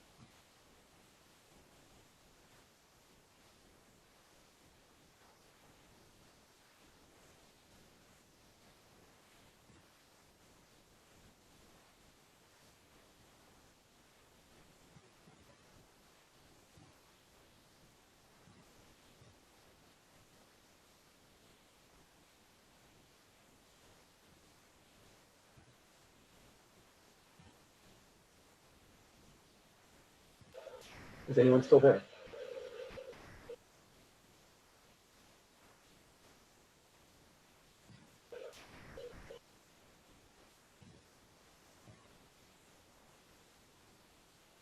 Hey, Rich. Yes. Yeah, we're Megan just finished, and Cindy's going to start the closing session in like 4 minutes. Okay, any idea why I'm not seeing any video from anyone? It seems like it's at some kind of a... I think Cindy kind of closed the main room or something, or it's open because there's a participant list, but there's no one's sharing screen, so there's no video, I guess. Got it. But yeah, but even even if no one's sharing a screen, there's usually everyone's webcams. No one has their webcam on either, I think. Oh, that'll do it too.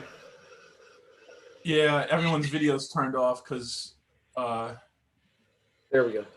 Yeah, we're back. Brian.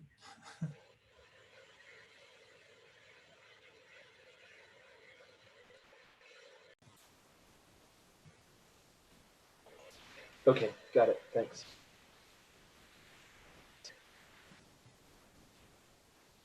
There you go. Different shirt.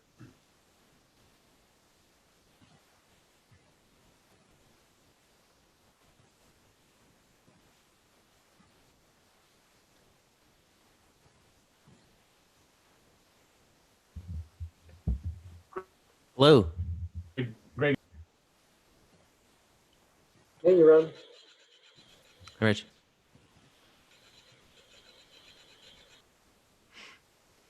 What's going on? Is this a meeting? It's actually good timing for you to show up. I think in 2 or 3 minutes, when Cindy gets back, we're going to do the closeout. Oh, okay. Closing statements.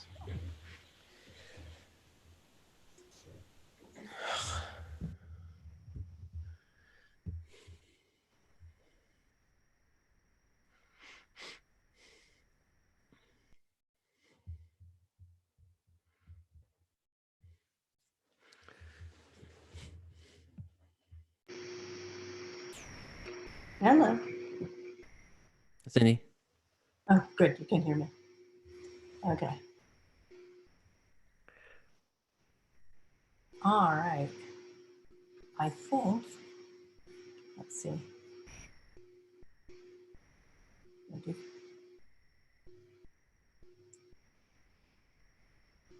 People just a minute to join, and then we'll go through the closing. I guess I can't ask who's not here. I guess I can ask people to raise their hand in the participant list if they are here, so at least I know that there are people on the other end of those icons. Oh, good idea. Rich is here. Awesome. Great. Looks like we might be missing Tom and Tom, Rich, Ike, Charlie. Wait, no, they just put their hands down. Yeah, that's all. Now you're all confusing me. Looks like we've got people, so that's good. We'll just go ahead.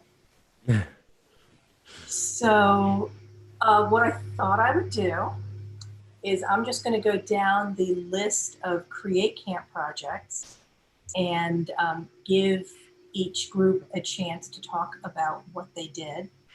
And, you know, for a few minutes, I guess if we did about 5 minutes for each, that would take us through the hour. But if people want to talk for less than that, that's fine too. So,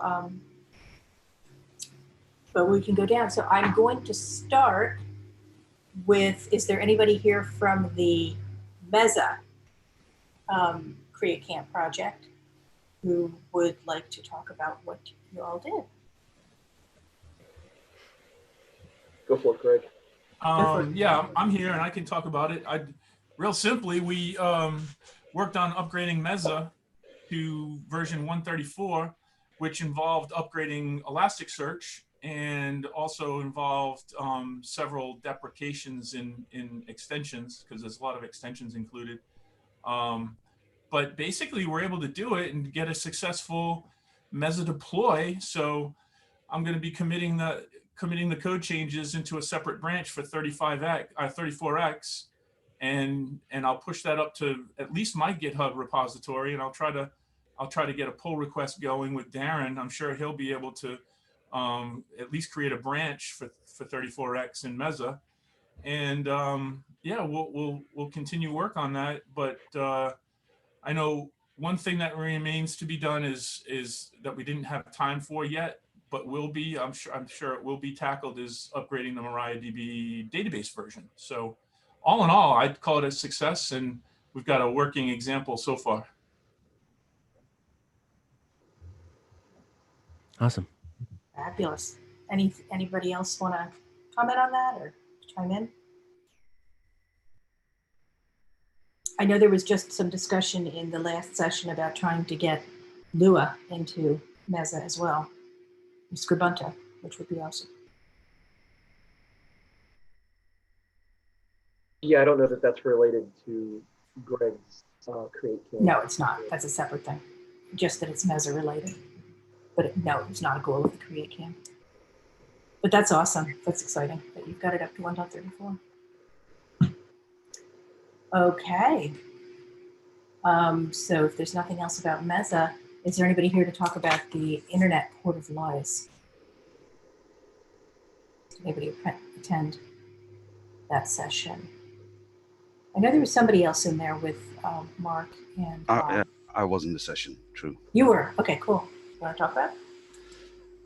Well, during the day, I missed his presentation on that, but he did so because I was working at the same time, so I couldn't watch them all.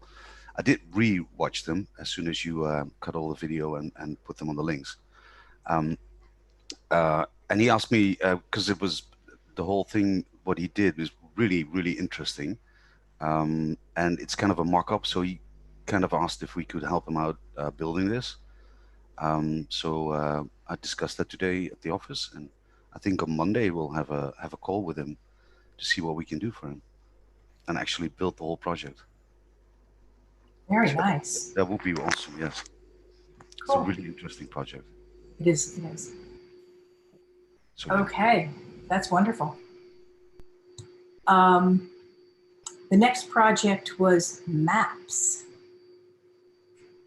I know Jeroen de Daw led that. Was anybody here in that session wants to talk about what happened?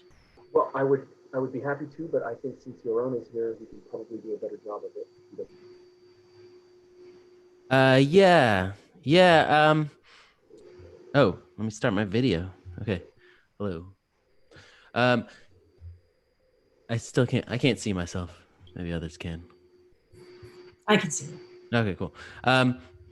That's weird. Yeah, so Jeroen, who maintains or develops the Maps extension, and I, who develop Page Forms extension and Cargo, which would also include this, decided. I mean, we agreed that we would both update our extensions to handle images as maps. Sure, images as maps, which again is something that was supported about 10 years ago, but then wasn't. So he actually added last night this capability into the maps extension, but it doesn't fully work, as we discovered. It only works right now if the image is square, and actually you shouldn't use it yet. But I was inspired by his example, and if I can I share my desktop? Yeah, sure. How do I share screen? Okay. Okay. Oh, so annoying. I can't. The thing is preventing me from clicking on different tabs. How do I? Yeah, sometimes you just have to move your browser window down so that it's not blocked by the Okay, here we go. toolbar. Can you see that? Yes. Yes. Okay. So yeah, this is an image I uploaded to the wiki. It's sort of hard coded right now in the code to use this image, so don't. Well, but it essentially, I mean, this is what it will look like. I just had it as part of this existing form city. So now, if I click on different points here, ooh, coordinates change. It's set to be from 0 to 100 in both axes. Very nice. Yes. And then, I got to click on X here. So yeah, so then if I show changes, as you would expect, it'll show up there on the page. Yeah. And then, Very good. yeah, I think Jeroen's asleep already. He had I don't know. He was very tired last time I talked to him. But yeah, once he finishes adding it to maps, and then hopefully I'll add it into Cargo also, then should be ready. Maybe even by next week. Wow, that's amazing. That's great. I just can't tell you how tickled I am. Thank you so much. Sorry? I'm extremely grateful for All your right, cool. immediate efforts, and very much looking forward to rolling this out I'm looking forward to seeing it in use. I always thought this was a cool feature that just didn't get the love. The use. Yeah, it didn't get the attention. All right, excellent. All right. Okay. So the next Create Camp was a tutorial by Megan on data normalization in Cargo that we had a great discussion and ventured into other topics also, like the benefits or dangers of redirects and different ways of page naming. Megan, do you want to talk about that at all? Hi, I was just AFK for like 10 minutes, so what? Oh, we're going through all the different projects, so I'm talking about the data normalization in Cargo that you did yesterday. Just giving each camp session a chance to report out. Yeah, so I realized I had prepared way too much information for my actual presentation the day before. So I spent a lot of time talking about the theory on SQL that inspired some of the normalization things that I try to do, and why wikis necessarily require you to violate a lot of principles that are otherwise good, but in exchange, other principles that don't exist elsewhere that you really should try to follow when you have relational data in your wiki. And then towards the end, we sort of got into a little bit of a more wide-ranging discussion of things too. I remember we talked about how redirects are the greatest things ever and every wiki should use tons of them. No, I think we talked about how redirects are the most horrible thing in the world and we should avoid them at all costs. No, I think the stress of running this meeting has gotten to you. You think? At any rate, if anybody's more curious and wants to hear that conversation, the video of that's up already, so enjoy it. All right. So the next session was early this morning, my time, the Composer RFC. And I'm looking to see, I was in that meeting, but I was looking to see if there's anybody else in the room. Is there anybody else who was there who wants to talk about it? I guess I'll just, unless somebody else would like to. Okay. So basically, the summary of that is that there was many years ago a RFC for using Composer for managing extensions that was declined.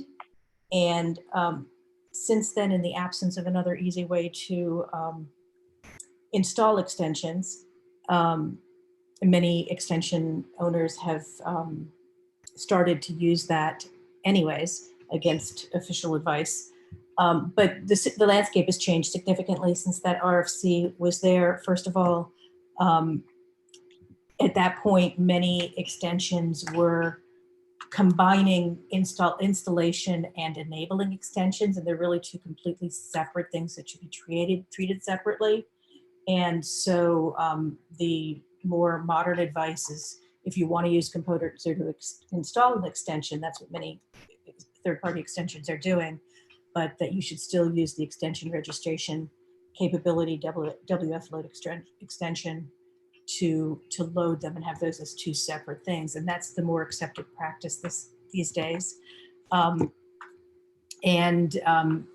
So at any rate, the output of this Create Camp, Robert Vogel and Mark Hirschberg are working together to try and create a new RFC that would codify current practice and where make it clear what Composer is good for and what you should not use Composer for, and make it clear how to. And they had some suggestions for also code changes that would make this safer, better for all. So the hope is to submit this to TechCom as an RFC and be able to have accepted some best practices, which there is already a best practices page up there, but also get it so that when a discussion comes up about using Composer for an extension, that the reaction isn't immediately, oh, no, that was declined, we can't do that. Because there are very good reasons that you might want to use Composer, and some extension developers are using Composer very effectively for certain means, but it should also be clarified when not to use, when to use it and when not to use. So that was pretty much the output of that session. And they're going to have another draft in about a week and then move forward to TechCom. Any questions about that? Okay. So next I'll go to Charlie. He presented a wonderful talk on WS Form. Thanks. Yeah, I showed a little bit about how to use uploading files and sending emails using WS Form. And I think the most interesting part was that you can actually upload files on several parts of the screen, so you can have more upload buttons if you'd like, and that you can have dynamic content inside the content of the file page, basically.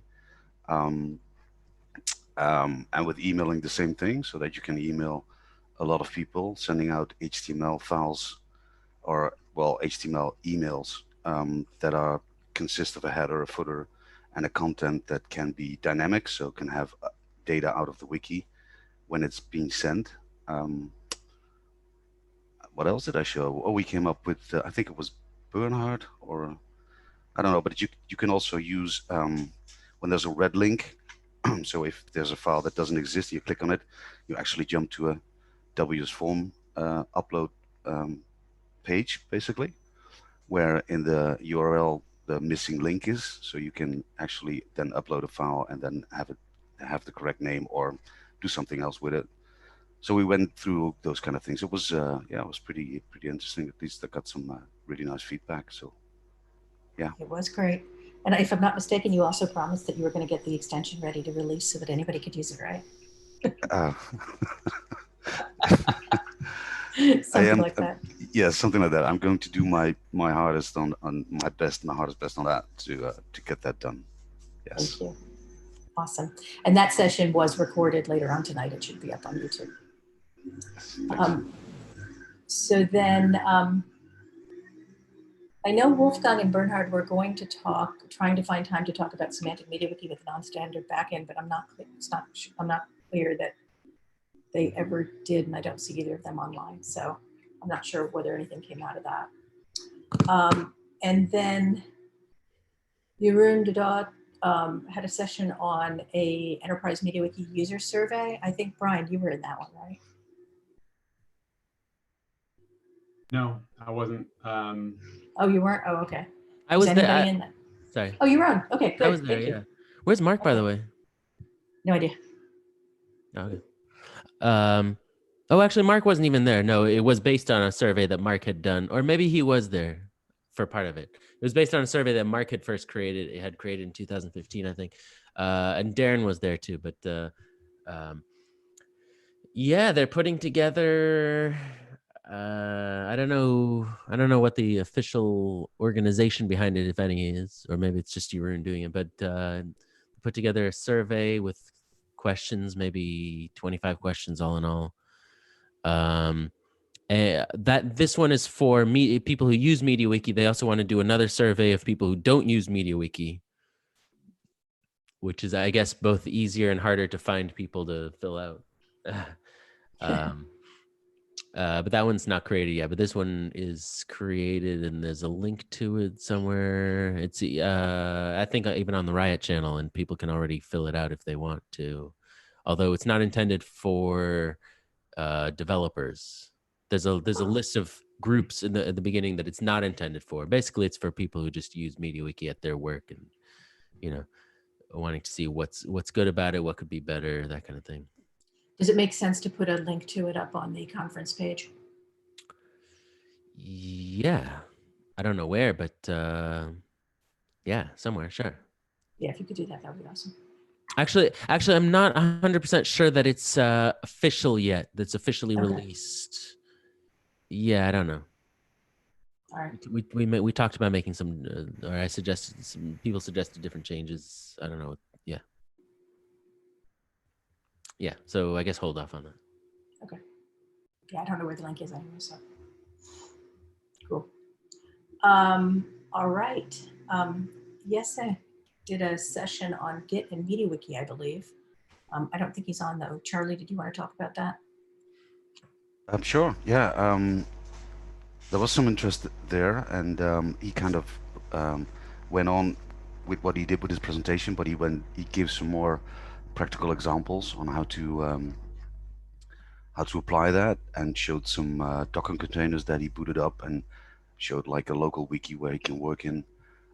He showed the extension WS PageSync that we use for where you can just simply click on a button if you have a template or a page you find interesting, or you want to have it deployed somewhere else, and then it'll be synced up. So basically the extension makes a file on the server for that, so that it can be put into GitHub or into Git. So you can simply deploy it somewhere else, and all the pages will be installed right there when you have it deployed somewhere else. So basically, you get like a base set of templates and widgets and what all the things you need to get a wiki running in the way we wanted to. So he showed that out as well, and way much other stuff. He talked about Amazon and deploying to the cloud and how to do that, and there were specific questions there he could answer. So yeah, I was again impressed with the knowledge he has. It was good to watch. Wonderful. I'm looking forward to seeing that. Unfortunately, there was a MediaWiki stakeholders group board meeting at the same time, so I missed it, but I'm very excited that I left the video going during it, so I'm looking forward to watching it later tonight. And it will get uploaded as well. Super. Awesome. Okay. Then the next item was just that we had a MediaWiki stakeholders group meeting, which is our regular monthly meeting. And that was great. Anybody have any comments, want to say anything about what happened? Or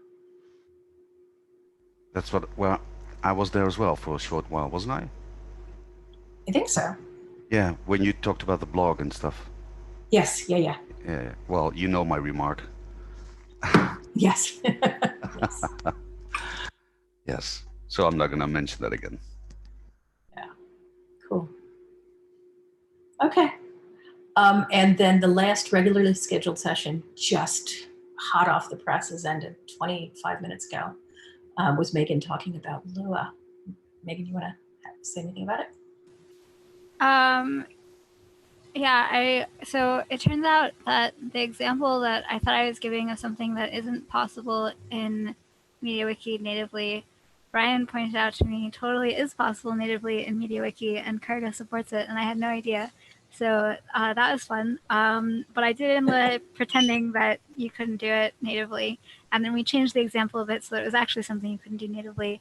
But I tried to pick a very small but realistic example of a time when you have somewhat complex data as your input, in this case a one-to-many relation that you queried from Cargo, but it could be just arguments that you got from the user or whatever, or something that you're constructing. It doesn't have to be from Cargo.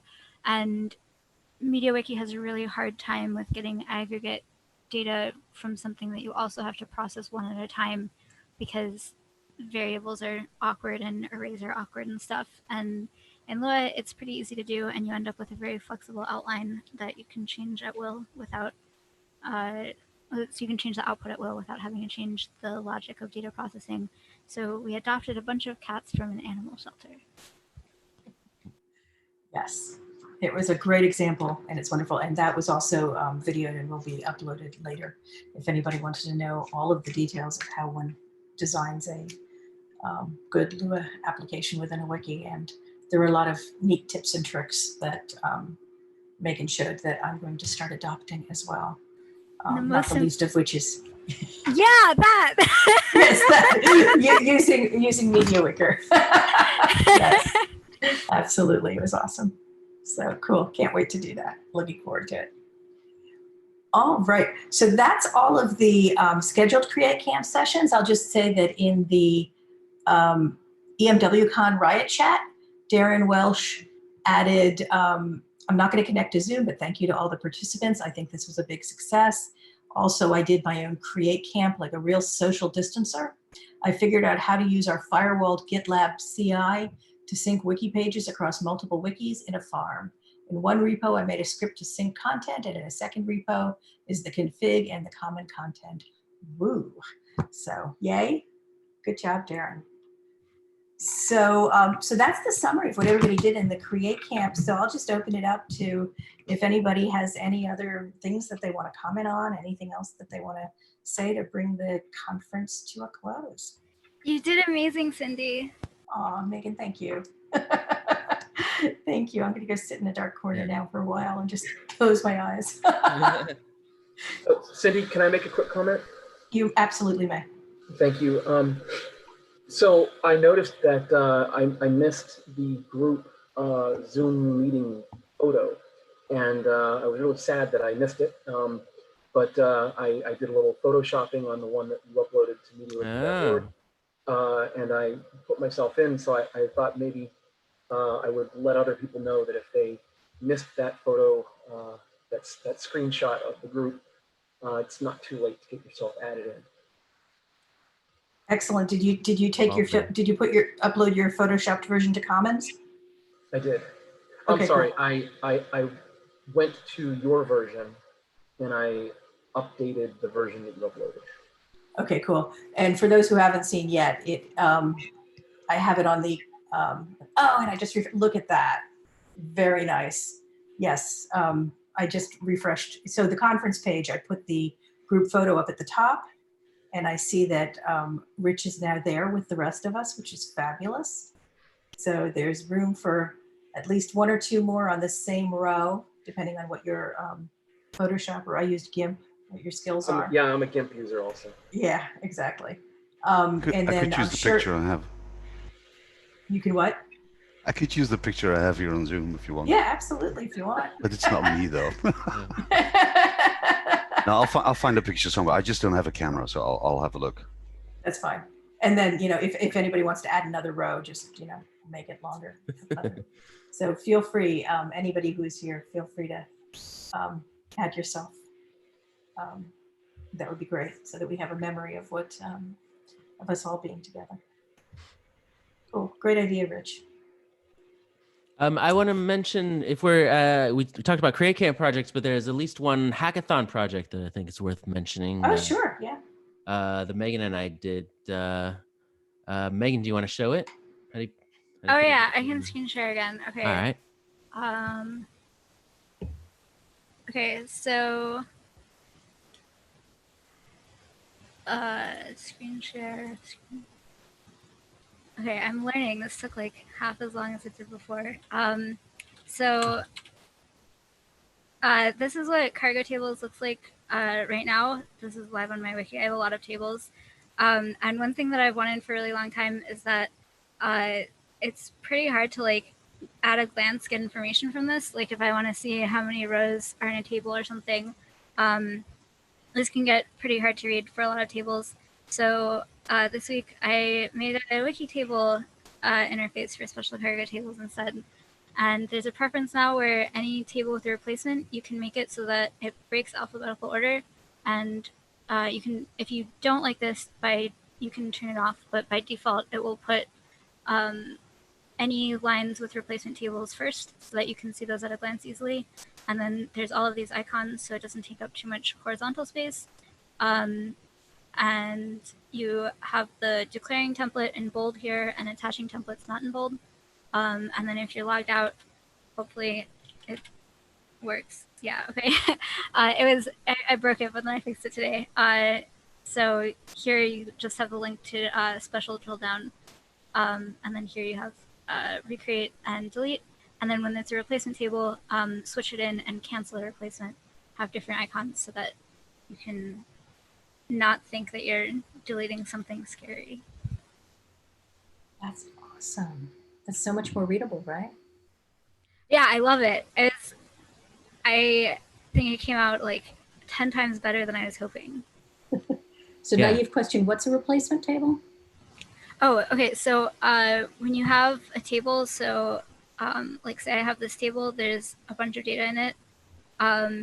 It has 26,000 rows. So if I want to change one of the columns, I can't just like add a column.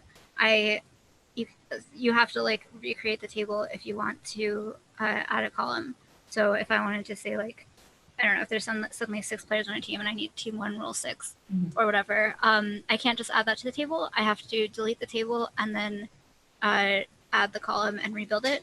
But it can take like an hour or 3 hours, depending how big your table is, to recreate it. And in this time, your entire wiki would be dead. So instead, the process looks like you click recreate data, and then you have the option of putting it to replacement. Feel free to, okay, it's fine. I made her admin. Nice. Yeah. So then you have, when you look back at special cargo tables, this one has a replacement now too. And it'll slowly be repopulating. So you create the new table prior to deleting the old one. So so right now it has this still being built. Well, I'll switch in employees because that's when it's already done. So when you switch it in, so this will delete the old version and then rename the new version to the old. Oh no. Oops. Quick, okay. That's not my fault. I wasn't editing. That's not her. one. That's me. I had a slight sense of dread as you were pressing that something bad would happen. Yeah. So I didn't break this. Okay. And if you did it on a live wiki, I guess you would hopefully not get an internal error and it would actually work. But is special cargo tables now like broken? I hope not. I doubt it. Yeah, it still works. So in theory, I guess, can I cancel a replacement? Okay, that works. Yeah, so you can delete a replacement and it no longer has a replacement. So yeah, That's so cool. I guess that's new functionality since the last time I used Cargo. That's awesome. It came in. It came in about 2 years ago. I guess That's been a while. Yeah. Okay. Nice. Yeah. Very cool. Yeah. This came out great. And it's not yet in Cargo, but hopefully will be by early next week, if not today.